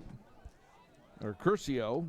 Curcio, left-handed hitter, one out here. He's the designated hitter. This might be an area where you might try to jump one here, and Siebert's got to be thinking, I got to get ahead. Does Curcio have a good arm? Can he whack it out? He has some pop. You throw that ball middle in, he'll get you. Ooh, when he went inside, he just got it in enough. It looked like catcher's interference, and that's what it was. Oh, runners advance, and that's an interference call. Nice call there, Mark. You just won another house. There you Chambers' glove hitting Jack on Pretty soon you have on the 8 swing. houses to be tied with Bloomberg. I'm teasing you about that. I don't know how many houses they got, but all right. So now I think they're going to pull them. I think they're going to pull them. Well, they have to now, unless there was that might have been an injury check. That must have been an injury check, right? Okay, just checking the shoulder there. So let's checking see. the catcher's hand. Is that what they're going to do? Yeah. Well, we're going to take a timeout as Ray entertains the crowd with back in the 60s tonight or something. I don't know what they're going to do. No. The next batter's coming up. Who's coming up? Looks like they're pinch hitting here. Johnny Whitney. Johnny Whitney is coming up for the Venice Indians. Trying to see what that is. It's like a little bit of happy days in Arnold's stands here. Number 2, Whitney's coming in. Now there's a change going all the way around. Siebert's still in. We have runner at first, second, and third. Bases loaded, 1 out. So Whitney will hit for Deans here, and then Stephen Deans will re-enter the game, as high school rules allow. But be very interesting right here, and I would. And that is an interesting rule because that's like not the pros. I mean, if you come in, right. you're gone. I'd like to bet another house on a bunt right here at some point. Okay. Now or at some point? No, during this at bat. Okay. There'll be a suicide squeeze, even with the bases loaded. I think that's what they're going to do right here with Whitney, and I think everyone on the field knows it. But as long as he gets but they're down, not playing in though. Well, the third baseman is, and so is first, but the other 2 guys are not. He swung away, and it's going to drop. Will it drop? Ooh. Nice job by Short, and nobody tags up. Everybody goes back to the respective bags. Really nice catch by Vince Smith at shortstop right there. Ball was blooping over his head, left fielder charging in, and Charles Stevens is a big kid coming at him, and Vince jumps up and makes the backhanded catch, gets the ball in, and well, we're at the top of the order now. Robertson. Now batting center fielder number 12, Mikey Robertson. So I lost the house there, Guy. All right, so now you're back to what, 3 or 2? No, you were up to 3. Now you're back down to 2 houses. Yeah. All right. So Mikey Robertson with the bases juiced here. Ooh, just caught that outside edge and strike. Not so sure he caught the outside edge there, but a first well, pitch the umpire changeup. gave it to him. So they are banking on Michael getting in front of something right here and being a little bit anxious. So Nate is really freezing. He needs a that's a scarf and mistake. some gloves. Oh, right through the hole, right through the gap. Another run will score. That brings it to 2. Another run will score, and that brings it to 3. Runner goes to third base, and he's safe. So we have runner at first and third on the bookends. 2 more runs score. That brings it up to 3-0 for the Venice Indians. Great adjustment by Robertson. They threw him a first pitch change off the plate, and they tried to get away again, or to go away again, and instead of pulling off and rolling over the ball, he stayed right on it, drove it up the middle, and that's why he is a terrific hitter. And that was a little bit of excitement there, and this is at the bottom of the 4th inning. Now's the time to do it because this is halfway point. Huge hit by Robertson right Yeah, there. oh, my goodness, yes. Little breathing room for the Indians right here, and Siebert will exit the game. Did not throw poorly. No, he did not, but they're bringing in another pitcher, so we'll reset the pitch count now. And so here comes the William Tell Overture by Ray and his Rough Riders. We'll be back. Montgomery's Carpet Plus of Venice supports the live streaming broadcast of Remote's Army and the efforts of local high school sports in the area, including Venice and Lemon Bay. Montgomery's Carpet Plus is located at 825 East Venice Avenue in Venice and can also be found on Facebook. Brackets. Brackets. Gots to fill out the brackets. Having problem with your bracket this year? Want some help from people who know which team to pick? You're in trouble because these guys don't know a thing. Well, tune into our annual March Madness Coaches Show Roundtable, live from Pop's Sunset Grill, Monday, March the 16th from 4 to 6. It'll be live streamed on Remote's Army, found on YouTube. We have Coach Huber and Mike Young from Lemon Bay High School, Coach Mike Montgomery from Venice, and Coach Ryan Power from Northport. Come on out to Pop's Sunset Grill for great food while sitting by the Intercoastal. Ask the coaches a question and just have some fun. That's Monday, March the 16th from 4 to 6, live on Remote's Army. Subscribe and click on the bell to be notified when the streaming begins. And oh, for the picks, better just go for your favorite color.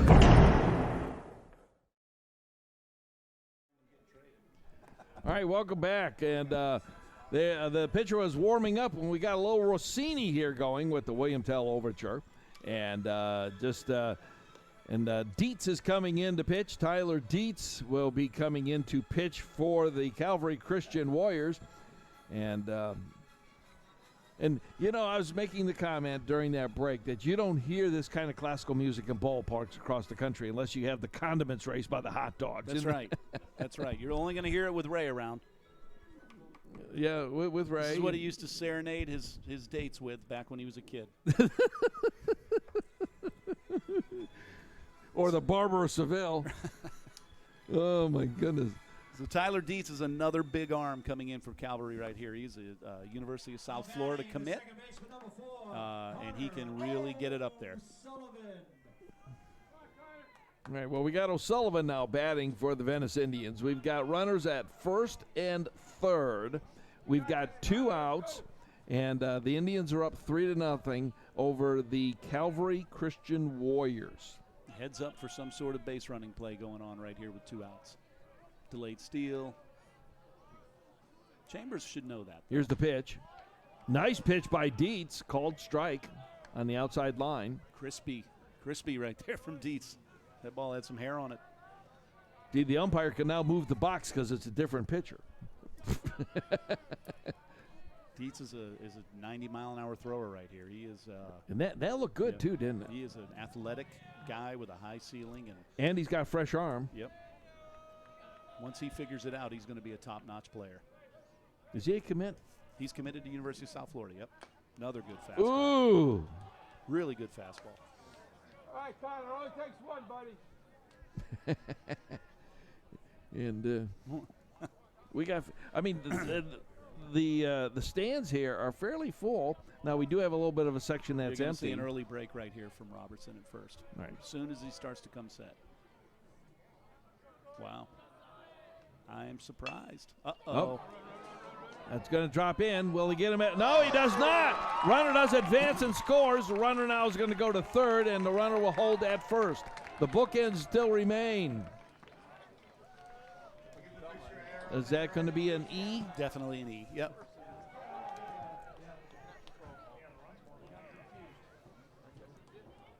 Well, that could be a hit and an error on the throw, to tell you the truth, because the question becomes how would you whether officially score that? Well, I might give him a hit in high school baseball because it would have been a difficult play for Dietz to throw the runner out at first base. He decided to come home, so that kind of makes it a fielder's choice. Threw the ball wildly. But again, that goes back to Coach Faulkner's theory on putting the pressure on high school defenses. Oh, yeah. And there it is again. So another big fourth run, and first and third with 2 outs again for the Indians.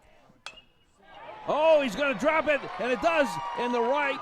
Another run comes in. Runners are now at first and second, and the Indians are on a roll right now. And I don't know if they just if Dietz is wrong player at the wrong time or what, but the Indians are now starting to hit. Maybe they're just getting warmed up themselves. Well, again, he went up and in with a fastball there, and Aiden Korn didn't hit it hard, but he dropped it in the right spot in right field there, and he's a strong kid, very gifted high school hitter, and he fought it off and shot it into right field for another big Indian hit. Home opener for the Venice Indians tonight, and that was low and outside, ball one. Glad to have you with us on Remotes Are Me. Click that subscribe button, and we mentioned that, but the next time we go live, then boom, you'll be alerted to it, so hit that bell as well. And Venice is hosting Calvary Christian. Foul back and away, out of play. 1-1 the count. And we've got a busy week coming up here on Remotes Are Me next week. And we've got all total about 25 games all total between now and the end of July. So we'll try and keep you up to date as what's going on. 2 balls, 1 strike. Indian hitters have done a great job putting the ball in play here and keeping the pressure on the Calvary defense, not striking out, making them make plays. And it has formulated into a huge rally here. 5-run bottom of the 4th for Venice. All right. Oh, a high fly ball going into center field. Will he get underneath it? It goes, and it's caught by the left fielder, and that does retire the side. So we're going to go to the top of the 5th inning. Just to let you know that next Wednesday we're going to try and get on up to Riverview and carry that game with Riverview and Sarasota. And so we'll see if we can get up there. I think they might be coming down here this time because they were supposed to go up there the first time, but then things were changed. Or no, they were going to come here, but the soccer game. So it very well might be here. So it'll be Wednesday on March the 4th. It'll be girls. And then next Friday, the boys will be back here against Childs. And so that should be a good game. Then the following week, we've got the Venice High School girls softball team on a Monday. And then on Tuesday, we have them here in Riverdale. And then on that Friday, the girls against Braden River. So we're going to try and do 3 that week with the girls, and 2 will be away if we get permission there. So a lot going on just to keep you. And then March 18th with the boys, Venice High School boys will be here on March the 18th on that Wednesday. So we're going to try and keep you up to date on all of that. But 25 total games between now and the end of April. And so that's a lot of games that we've committed ourselves to, bringing it to you because the community and you, we want to be a part of that. We want to bring these games to you. Huge shout out to Montgomery's Carpet Plus Color Tile for underwriting the spring sports package of Remotes Are Me and sponsoring these games that we are bringing to you. And they have come alongside and they say we want to be a part of it and we want to sponsor the games. And so they are our partners, and we want to thank them ever so much. And then Pop Sunset Grill, they will be sponsoring and being a part of our coaches show on March the 16th. All right, here, Mark, who's pitching for Venice? Jacob Faulkner out for probably his last inning of work. Top of the 5th, the Indians lead 5-0. And who is batting? And we have Pierce Chambers leading off, and he gets nicked with the pitch, and there's a little start for Calvary. Well, happens. Calvary's not going to go down without a fight. I can guarantee you that. This is a big inning for Venice. If Jacob can get them out, get through this, get 3 outs here without giving up a run, that'll help quite a bit. But they're not. They're the. I've only got 43 pitches for Faulkner, so that's not a lot at all. Calvary does not lose often. 22nd ranked team in America. Stevens at bat. Faulkner with the pitch. That's a strike. We didn't get to talk about Charles last time when he came up. He hit the first pitch, flew out to left field. Another very gifted athlete, strong kid. He is a Butler commit. He'll be playing baseball with Butler. Now, that's not a name that you hear with sure baseball. Isn't. Not down here. That's up there in Indiana. Good for him. Ooh, low, outside. 1-1 the count. Yeah, Butler we know because of Brad Stevens, because he was the coach there at basketball. Then he went up to be with the Celtics. But you don't hear much about them with baseball. Right. Charles is going to have to get used to playing in this weather right here. Ooh, foul back. Also a very good left-handed pitcher. Is he really? Yes, he is.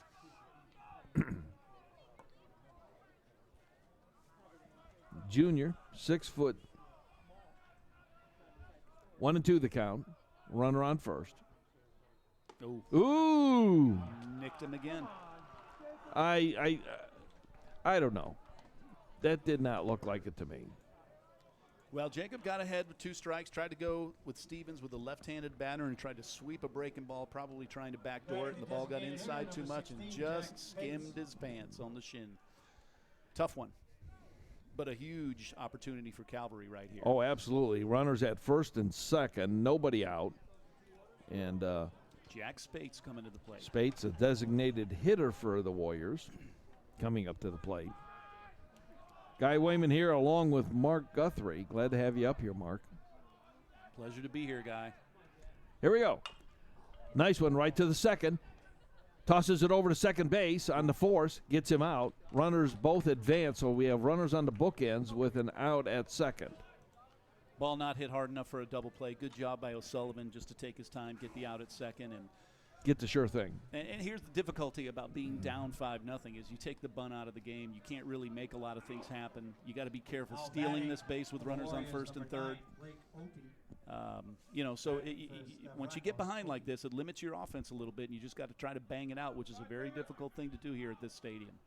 All right, Blake Opie is coming up, as they just announced, freshman, 6'2".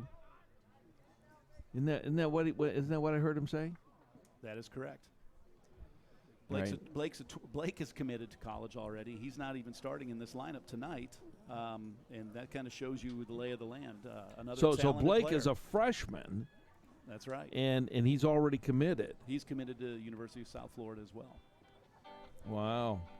And DJ Ray is back at it, and I think the conference at the mound is now over. And we've got runners at first and third on the bookends.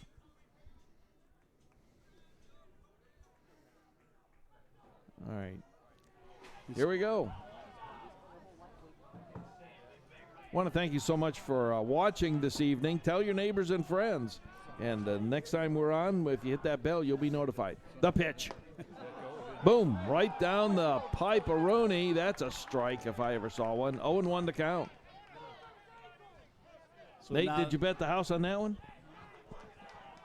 Not only is Calvary limited to what they can do here, you got Spates is not really a stolen base threat right here. And if he does go, Deans will throw down. Ooh. Tipped it. 0-2 the count. Venice with a 5-run lead is now getting to the point where they're going to start counting outs. And you would too. Yeah. If they got one out, so they need 1, 2, 3, 4. No, they need 6, 7. So you got a young freshman hitter here in Opie. Probably hasn't seen a whole lot of sidearm stuff, and he's probably going to sweep now this looks like a fastball. Ooh. Off the plate. Way purposely. Outside. Yeah. So Jacob goes off the plate purposely right here, probably setting up the sweeping breaking ball away right here and see if he can get Opie to chase. Yeah, because if he brings it in just enough for the line, that's going to look nice to the batter. It's like, oh, now he brought it in for me, and it's still going to be outside. The pitch. Tipped it. Threw that one right down the middle, and a really good cut by Opie. He was ready for it. And there's strategy, because these pitchers will do that. They'll throw it to the inside, and all of a sudden, if they just move it just a little bit, it's deceiving to the batter. Well, they're not perfect. Sometimes they get away with those mistakes, but get away with a lot more when you're ahead in the count. 1-2, and hey, took him! Boom! Really nice breaking ball by Faulkner. Struck him out. Wow. And that was a beautiful pitch, wasn't it? Sure was. Great breaking ball. I give Opie credit. I mean, he hung in there and thought that ball was going to sweep off the plate, and Jacob just nicked the corner. Yeah. Tough pitch. Runners are still at the bookends, but we have 2 outs now, and Jacob Faulkner has been able to fight them off. Foul back. And if you're a fairly good hitter, you're going to be able to whack some of these and get them, but Faulkner's got stuff on him. Well, he does, and the fact that he has a little bit of extra velocity for a sidearm guy allows him to throw the ball inside effectively, which you don't see a whole lot. Now it's in play down the right line, and it is O'Sullivan with the play. He caught it, and that does retire the side. So we're going to be at the bottom of the 5th. We'll be back.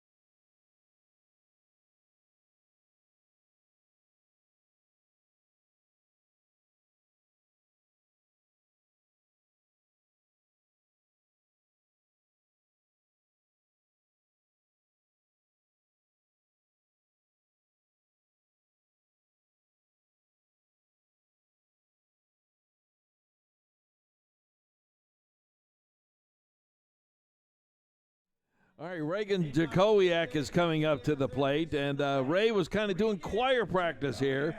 He was playing Sweet Caroline by Neil Diamond, and he was getting the crowd to be participants in that, Mark.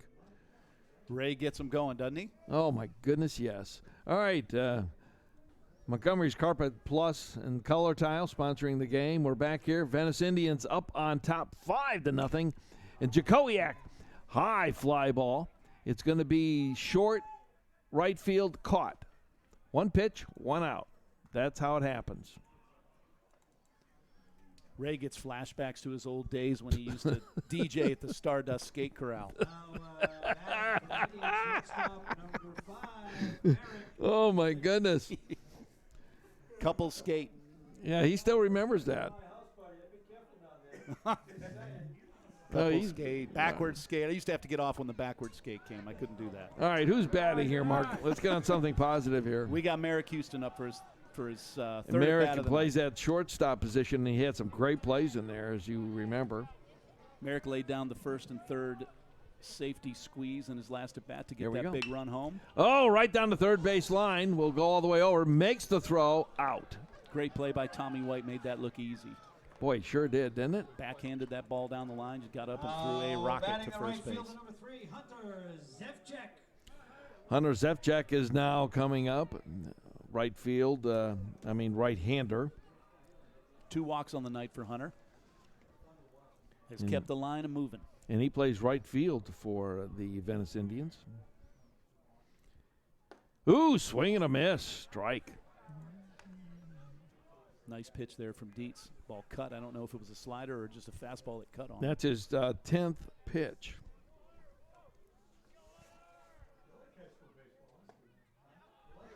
Good slider there. 0-2. I was looking at my Zevchek. He's 185. He's 5'10", senior for the squad. So he will be lost after this year. Here's the pitch. High fly ball going off the right. The first baseman, he did catch it, and that retires the side. 1, 2, 3, gone. We're going to be back. Top of the 6th coming up.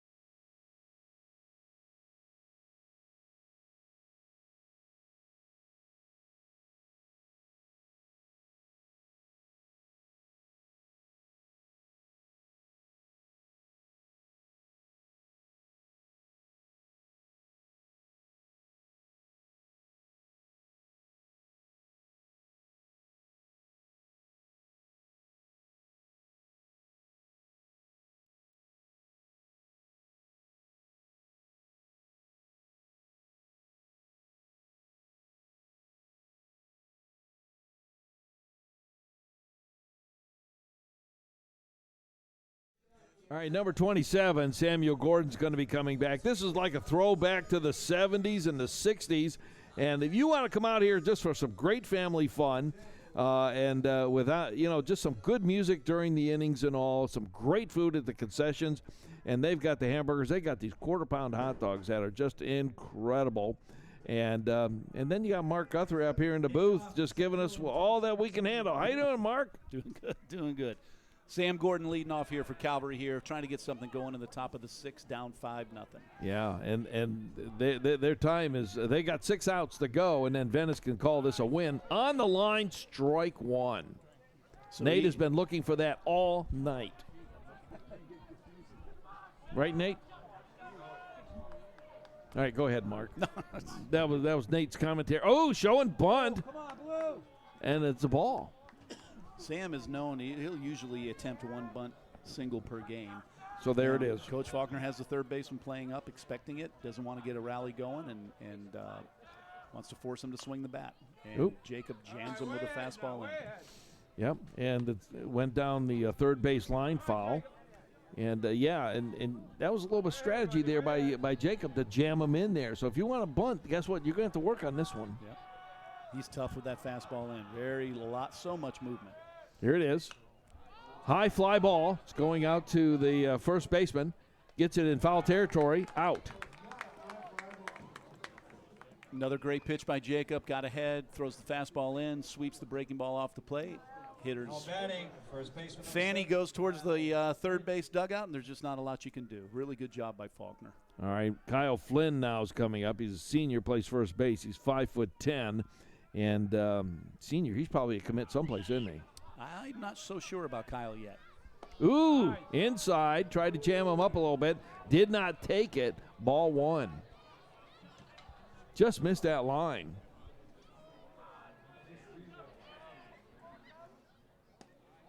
Low, but it's still called a strike. Boy, you got a righty against a righty here. Tough one there for Flynn. You're down 5-0. The guy's dropping a 1-0 breaking ball from the side on you. There it is, right down the middle. Even the satellite up in space could see that was a strike. Way ahead, Jacob, way ahead. There's another one, and now you're guessing. Even Ray with one eye. Ooh, a swing and a miss, and he got him. He's gone. Good fastball away after two breaking balls from Faulkner. Tough at bat. Third baseman number 44, Tommy White.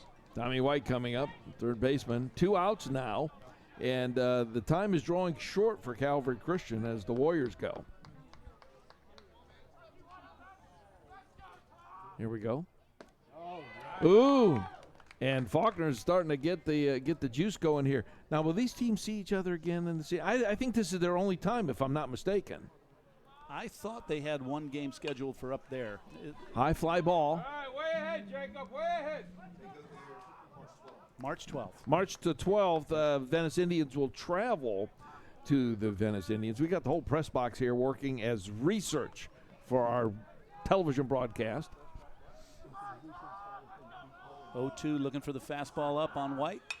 Ooh. Foul back. Kind of misses over the plate, not high enough. Ray's doing the research on the discography that we use for our playlist for in between games, in innings. It's an extensive disc list. Ooh, missed it. Actually, these are not CDs he's playing. This is vinyl. Wow. Ooh, tipped it. Foul back. So Jacob's gotten tougher every inning. I mean, these pitches he's hasn't he though? Every pitch has been right on the money right now. Those are two great breaking balls. Tommy's just battling to stay alive, hoping for a mistake, and Jacob just hasn't tossed a lot of them up there. No. 2 outs. Jacob Faulkner is doing a great job this evening. Out. And Jacob Faulkner is the nephew of Coach Craig Faulkner. Correct. Because when we were going over the list and everything, he pointed and he goes, nephew. Everyone asks if it's his son. Yeah, so he goes, nephew. And he pointed to it. Here's the pitch. Ooh, right down the middle, base hit. Wow. Good at bat by White.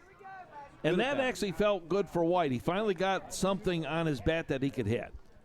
Well, still a tough 3-2 breaking ball, and he kind of stayed back, kept his body quiet. Yes, he did. Hands, took what he gave him, and when he does that, he becomes a really dangerous hitter. All right. Coming on up here is, I'm trying to see who that number is. Vince Smith. Vince Smith. He plays shortstop, I think. Correct. 5'11". There's the pitch. High.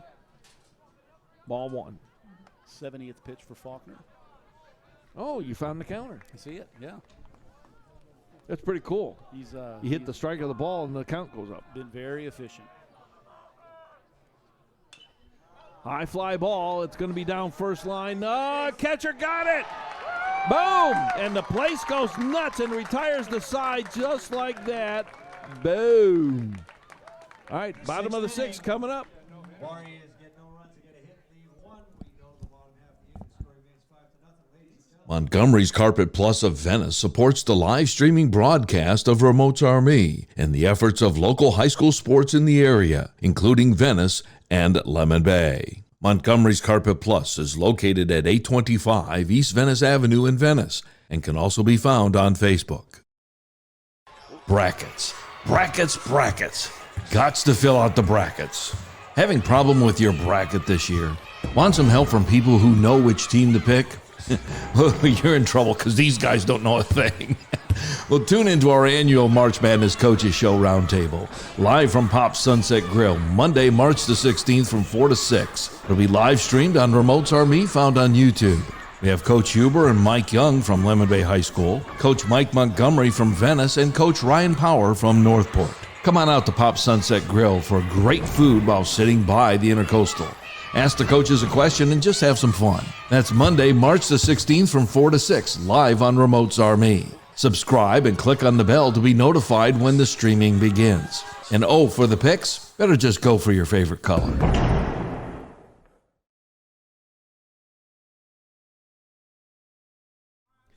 Well, I've got to say that our stadium announcer, he's got a trivia quiz going here. And this is audience interaction, so he's got the people in the stands, and they're coming up to the window to try and win a candy bar or something. I don't know what they're trying to win here. But you know what, Mark? We've got the Indians coming up. They're ahead 5-0.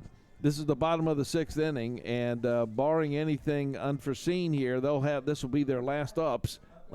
Man, that's what we used to call it when we were kids. Hey, we got ups coming, you know. That's right. I mean, you know, but anyways, though, and then they got 3 more outs for Calvary, but the Indians have played that short game and Coach Faulkner has once again coached another good game. Yes, he has. He's done a terrific job managing moving runners. The kids have done a great job executing. Very sound, typical Venice baseball. Really good night for the Indians. And number 23 is coming up to the plate. Who's that? This is Curcio. Curcio. He's 5'10", 190 pounds. Do we have another pitcher out there? Yeah, new pitcher for Calvary is Bo Planeta.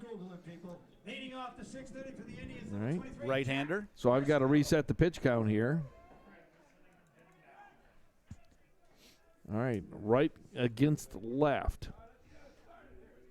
Third baseman's playing in a little bit. Maybe expecting a bunt down the third base line, which would not be out of line, but high. I did not want to bet my house. No. Jack is a predominantly pull hitter, so he will be looking for something middle in like he did in his last at bat. Okay. And look to drive something to the right side of the field. That's low. Ball 2. Jack was nicked by a fastball in his last at bat for a hit by pitch.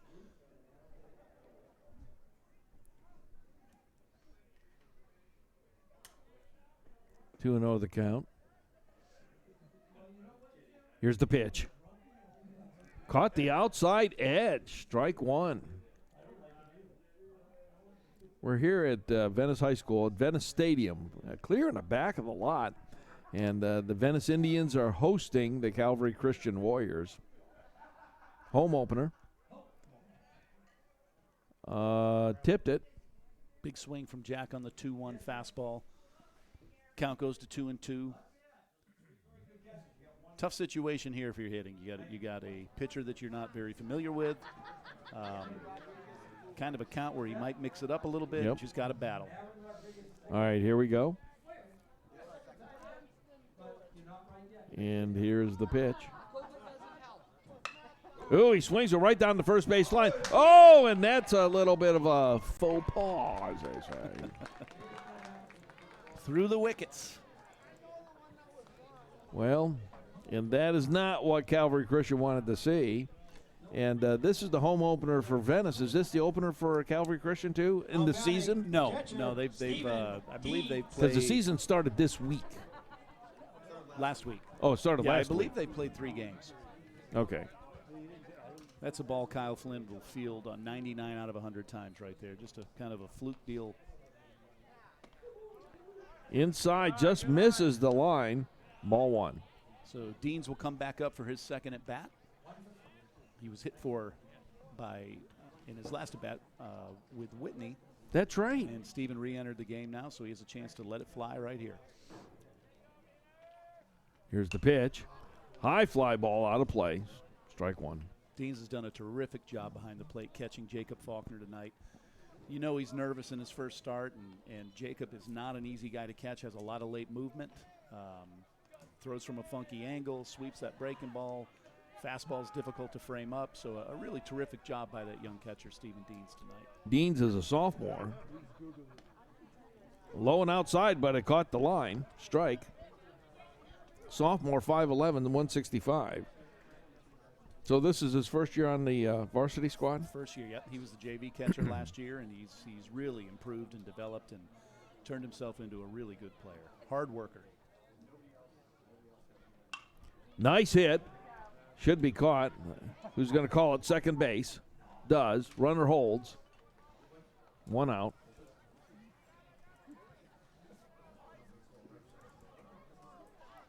And coming up to the plate is number 12, right at the top of the order, Robertson. Mikey in his fourth at bat.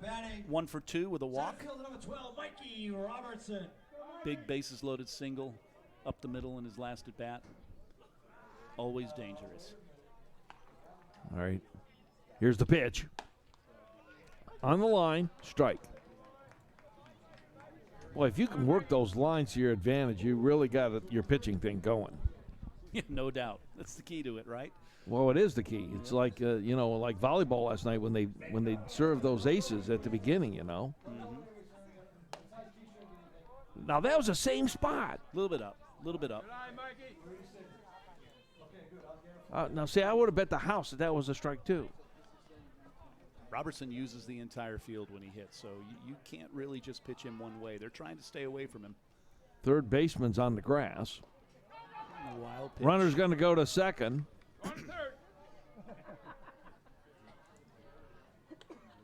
Somebody in the crowd yelled, "Go to third!"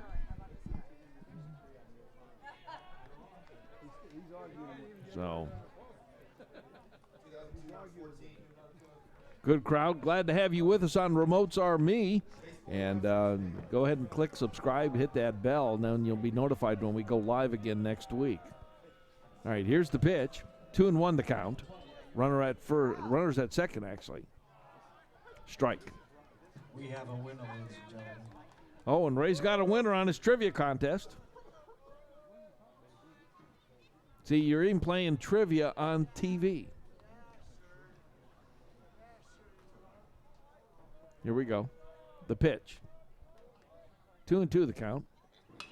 Ooh, nice one. It's going to bloop in there. No, it's not. Nice one there by the shortstop. Safe.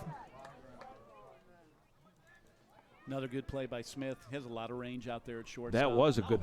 Michael got fisted a little bit. Second baseman, Ball was kind of flailing into left field again, and Vince, who was playing up the middle, Yeah, that was like a little backhanded deal there. rushes on over there, makes a nice play. So Planeta will exit now as Coach Olson's trying to get some innings in for maybe one of his younger guys or someone who doesn't get to throw that And much, he only possibly. threw 14 pitches. Right.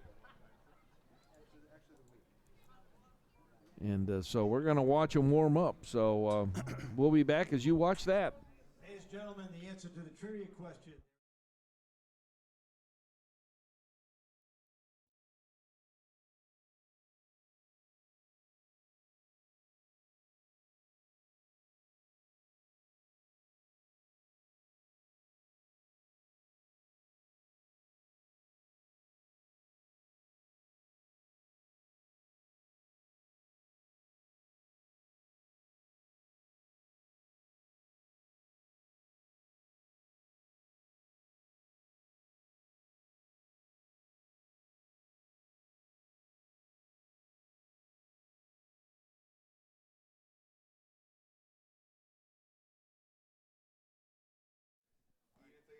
All right, Mark, Sam Gordon's coming in.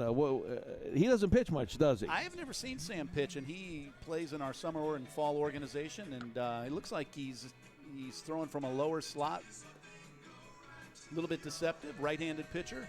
Listen, Sam's a good athlete. He can probably do a lot of things. Yeah. At the high school level here, your most important thing is to be a good competitor, and And Sam is a good competitor as he drops a pretty nice breaking ball in his warm-up right there. So I would say he'll probably compete his way through and probably be successful. If you're Calvary Christian right now, you just kind of want to stop the bleeding. You don't want it to go any further than this because Calvary Christian's a good club. Well, again, they're not going to quit, but reality shows that this might be an opportunity for Coach Olson to get some other guys in some situations, and maybe this proves to be valuable further on down the road, maybe in a playoff situation for them as it goes on. And they know they're going to meet them again. That's right. That's right. So if a guy like Sam Gordon can wind up, gaining confidence and developing on the mound, then it's an important outing. Absolutely. Montgomery's Carpet Plus and Color Tile. They have underwritten and sponsored the games of Remotes Army in the spring season here. Glad to have them, and we thank them ever so much for doing so and making these games possible for you to watch. Thank you so much, Montgomery's Carpet Plus. All right, who's at the plate now? We got Connor O'Sullivan. For O'Sullivan. Connor's 0 for 3 on the night. Hit the ball that Dietz threw away, trying to get the runner at home. Ooh, runner's going to go to third on that pitch. Little cross up there between the pitcher and catcher. 27, Sam Gordon. So there's one thing Sam's not used to if he hasn't pitched a lot, is use multiple signs with a runner on second base. So Chambers got crossed up there. Somebody made a mistake. Well, definitely in running position now, or scoring position now, being on third. That's right. 2 down, though.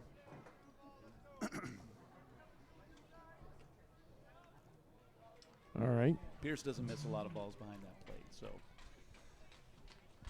All right, here we go with the pitch by Gordon. Ooh, inside. Ball 2. Good eye, good eye.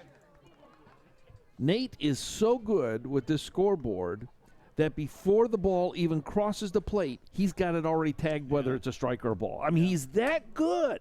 Part of our home field advantage, we coach the umpire. He's trying to steal calls. So he's not texting his friends. He's texting the umpire saying, I've already called it a strike. You should too. 2-1 the count. Nate's one of the good guys. Oh, Down the line, it is dropping in. He's going to round to third, or second base rather. 6-0. nice piece of hitting by Connor O'Sullivan. going the other Absolutely. way, putting that ball on the left field foul line. A nice line drive over the third baseman's head. And a 6th run for the Indians, and we continue with 2 outs here in the bottom of the 6th. First Yeah. baseman number 16, Aiden All right. Korn. Aiden Gordon coming on up. So, runner at second base. 2 out, and we said that, with being 2 out, it's like, is this possible? Well, yes, it is. All right, here's the pitch. It's outside low. Runner will advance to third on that pitch. Again, runner on second, and seemingly a little bit of a cross up there between the pitcher and catcher, but it's definitely been Venice's night. Calvary's had better nights, and they will have better nights, and again, these 2 teams will face off again later in the season, and Yeah, just about 3 weeks or so. I'm sure they'll be ready for them. So that's baseball. Yeah. Ooh, high fly ball. It's going out to the right field. Getting underneath it. Completes the catch and retires the side. So at the end of 6 full innings, we've got Venice 6, Calvary nothing. And that's going to retire this part. We'll be back. In the 6th inning, the Indians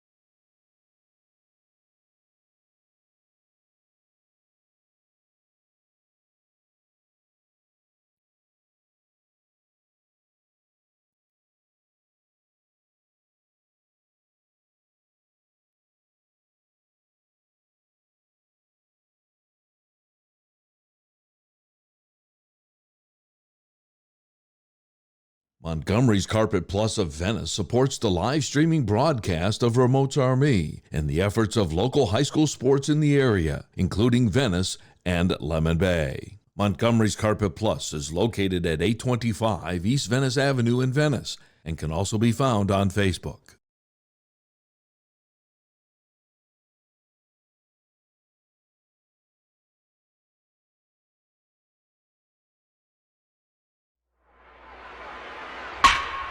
You're watching Remote's Army on YouTube. This spring, Remote's Army is featuring the girls softball teams of Lemon Bay and Venice, and also the boys baseball team of Venice. If you haven't already, take a moment to subscribe to the channel by clicking on the subscribe button, and then to be notified of future live streaming events, click on the bell, which will alert you when an event goes live on the channel. Pass the word on to your friends and family. Thank you for watching Remote's Army on YouTube.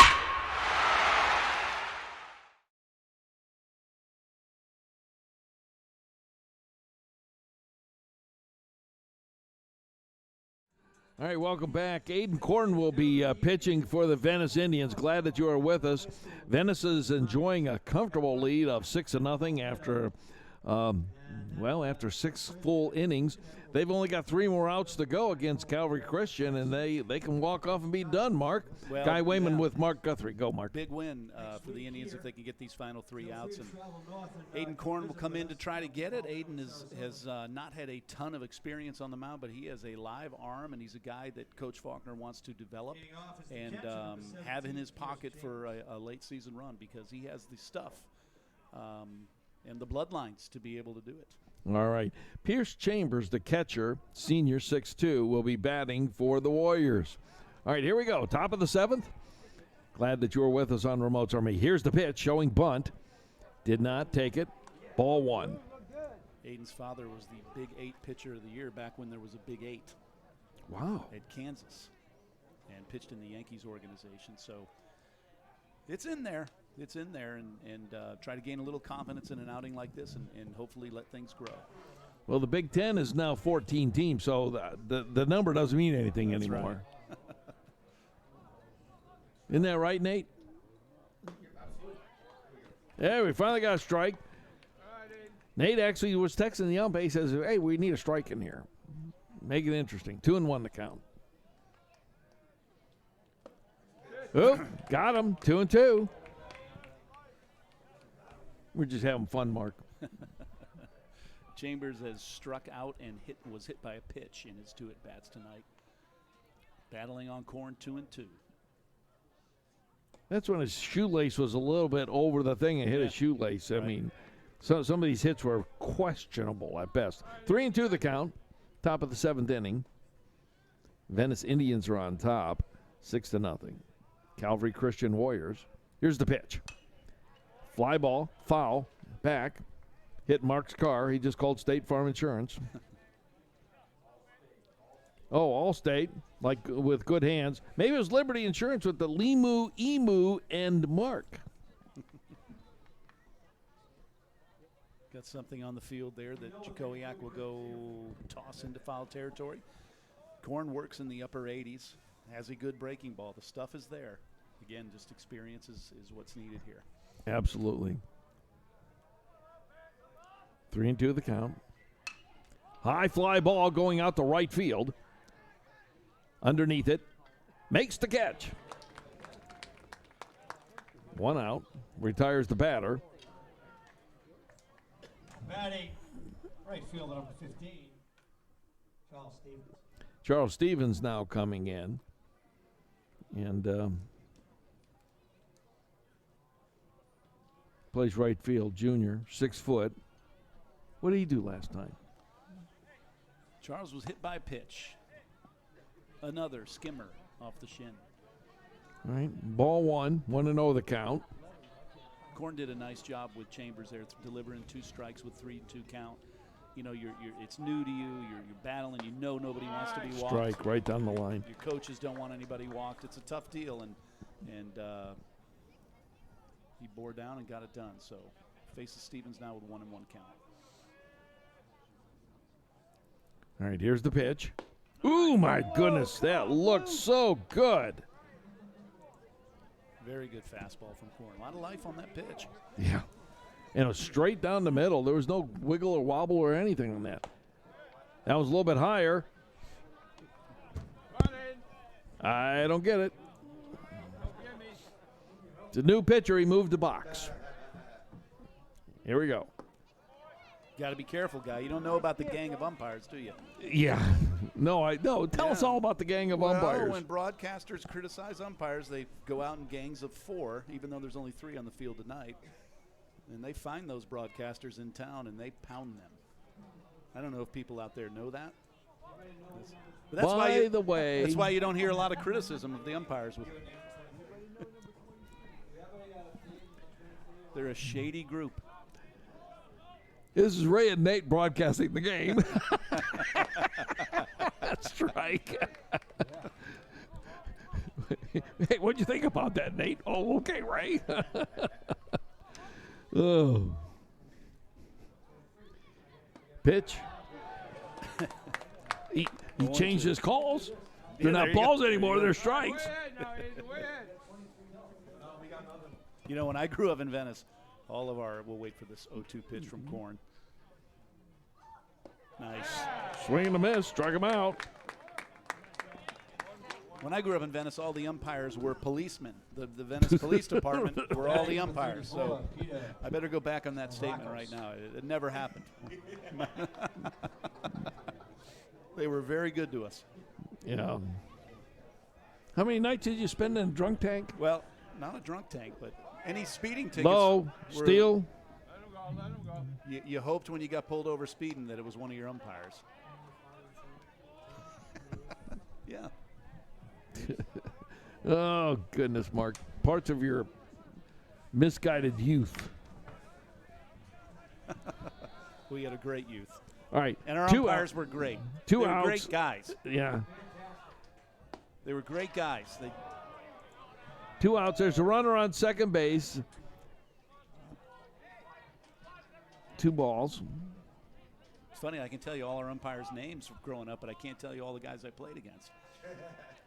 Ooh, that was a strike. Everybody saw that one. Once again, it was 2-0 and another strike. One more out. Ooh, tried to jam him in there. Ball 3. Yeah, Nate was right. Nate said he threw that with some juice. Like I said, Korn he can get into the upper 80s, and his arm is very live. So this is an important outing for him. Just misses away with that one. Not too bad. Will take the base. He's battling right now to try to get more innings at the end of the year. He's already established as one of Venice's premier hitters. He's going to hit in the middle of the lineup all year. He's going to win games with his bat. But if he can do the job on the mound, that really creates another solid dimension to this team that's already pretty solid as it is. Landon Marudis is in now batting for Blowers. He's a freshman. Takes the strike. Runners at first and second. Aiden Korn is now pitching and has already thrown 22 pitches so far. 1 strike, 2 outs. Top of the 7th. That one looked pretty good right there. A little bit up, I guess. Well, good thing you didn't bet the house on that puppy. Yeah. 1-1 the count. I have no houses left. That's right. Ooh, he took a cut at that one. He wanted something. Way ahead now, buddy. Way ahead. Brutus is a talented freshman hitter. And you can tell he's got a little swing there. This guy would be in most high school lineups. Want to thank you so much for being a part of the game tonight, watching it at home. Go ahead. No, I'm good. 1-2 from Korn. Nice breaking ball, and the ball gets by Deans. And let's see, 1, 2, 3 runners are on all 3 bases. That one got away from him. Well, 2 outs. Korn delivers a really good breaking ball, and boy, this is hard to get that last out, isn't it? I mean, you work, and all of a sudden, now you got bases loaded. Back to Sam Gordon at the top of the order, and You knew they weren't going to go down easy. No. Too good of a baseball team. So. Too good of a baseball team. You're exactly right. And I heard the talk that the coach gave the team beforehand. And matter of fact, they were up in this back room here, and he was talking to these kids, and he was saying, "This is a good club we're facing tonight. We cannot take anything for granted, and we're going to play tough. Inside, no ball doubt. two. And on both teams' side, when you face teams like Venice and you face teams like Calvary, it makes you a better team. It's better than going and playing a cakewalk schedule and trying to get to the playoffs and win games. So Tyler Shambora, the Venice pitching coach, now coming out to the mound to try to settle Korn down and try to get him to refocus here and just saying, hey, yeah, you can do it. You've got, we've got 2 outs, you got bases loaded, and you just have to concentrate on just retiring the side and get the last out. Great wings at bogeys, and I just ordered mine mobily, and you are delaying this right. I think this is what I heard. Is that what you heard? Well, I know Tyler will kill some wings, so that's Tyler, a former Venice player. Played for me since he was 9. All right, coming back, 2-0. 2-0 the count. Trying to cover my gray hairs up here. Gordon will have to be patient here. Calvary still looking for base runners. Ooh, little redirection, but that's a ball. Fake the bunt to try to draw the ball, and he did it. Bases loaded. Taking all the way here. 2 out, 3 balls. And he takes it, and they walk in a run. Yes, that's right. They walked in a run. Could have been a shutout. Well, here now it gets tricky because you Well, you've got 3 guys on base. You got 1 run now. So you got to score a 6-1. Oh. Coach was coming out. He wanted to say, wait a minute. Before that pitch, I wanted to do something here. I wanted to switch. I called time. Better watch out. There's 4 umpires. Coach Faulkner was trying to call time, and the pitch was delivered. So, listen, it seemingly, it seems kind of safe. Well, you can't pull one out now with 1 ball, can you? Sure you can. You can't. What you can't do is you can't visit the mound twice in 1 at bat. So if he had gone and spoken, so he is gone. And in actuality, nope, gloves are flying. Gloves are flying. Listen, Shambora did visit during the last at bat. So it wasn't the head coach, it was Gordon was Shambora. Batting, right? Yeah, 2-0. So legally, he should not be able to take this pitcher out of the game. We shall find out.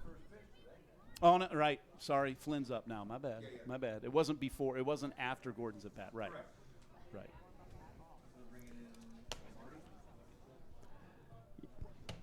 I'm glad you're doing this because you're the expert commentator here. It's funny. Craig and I have coached together a lot.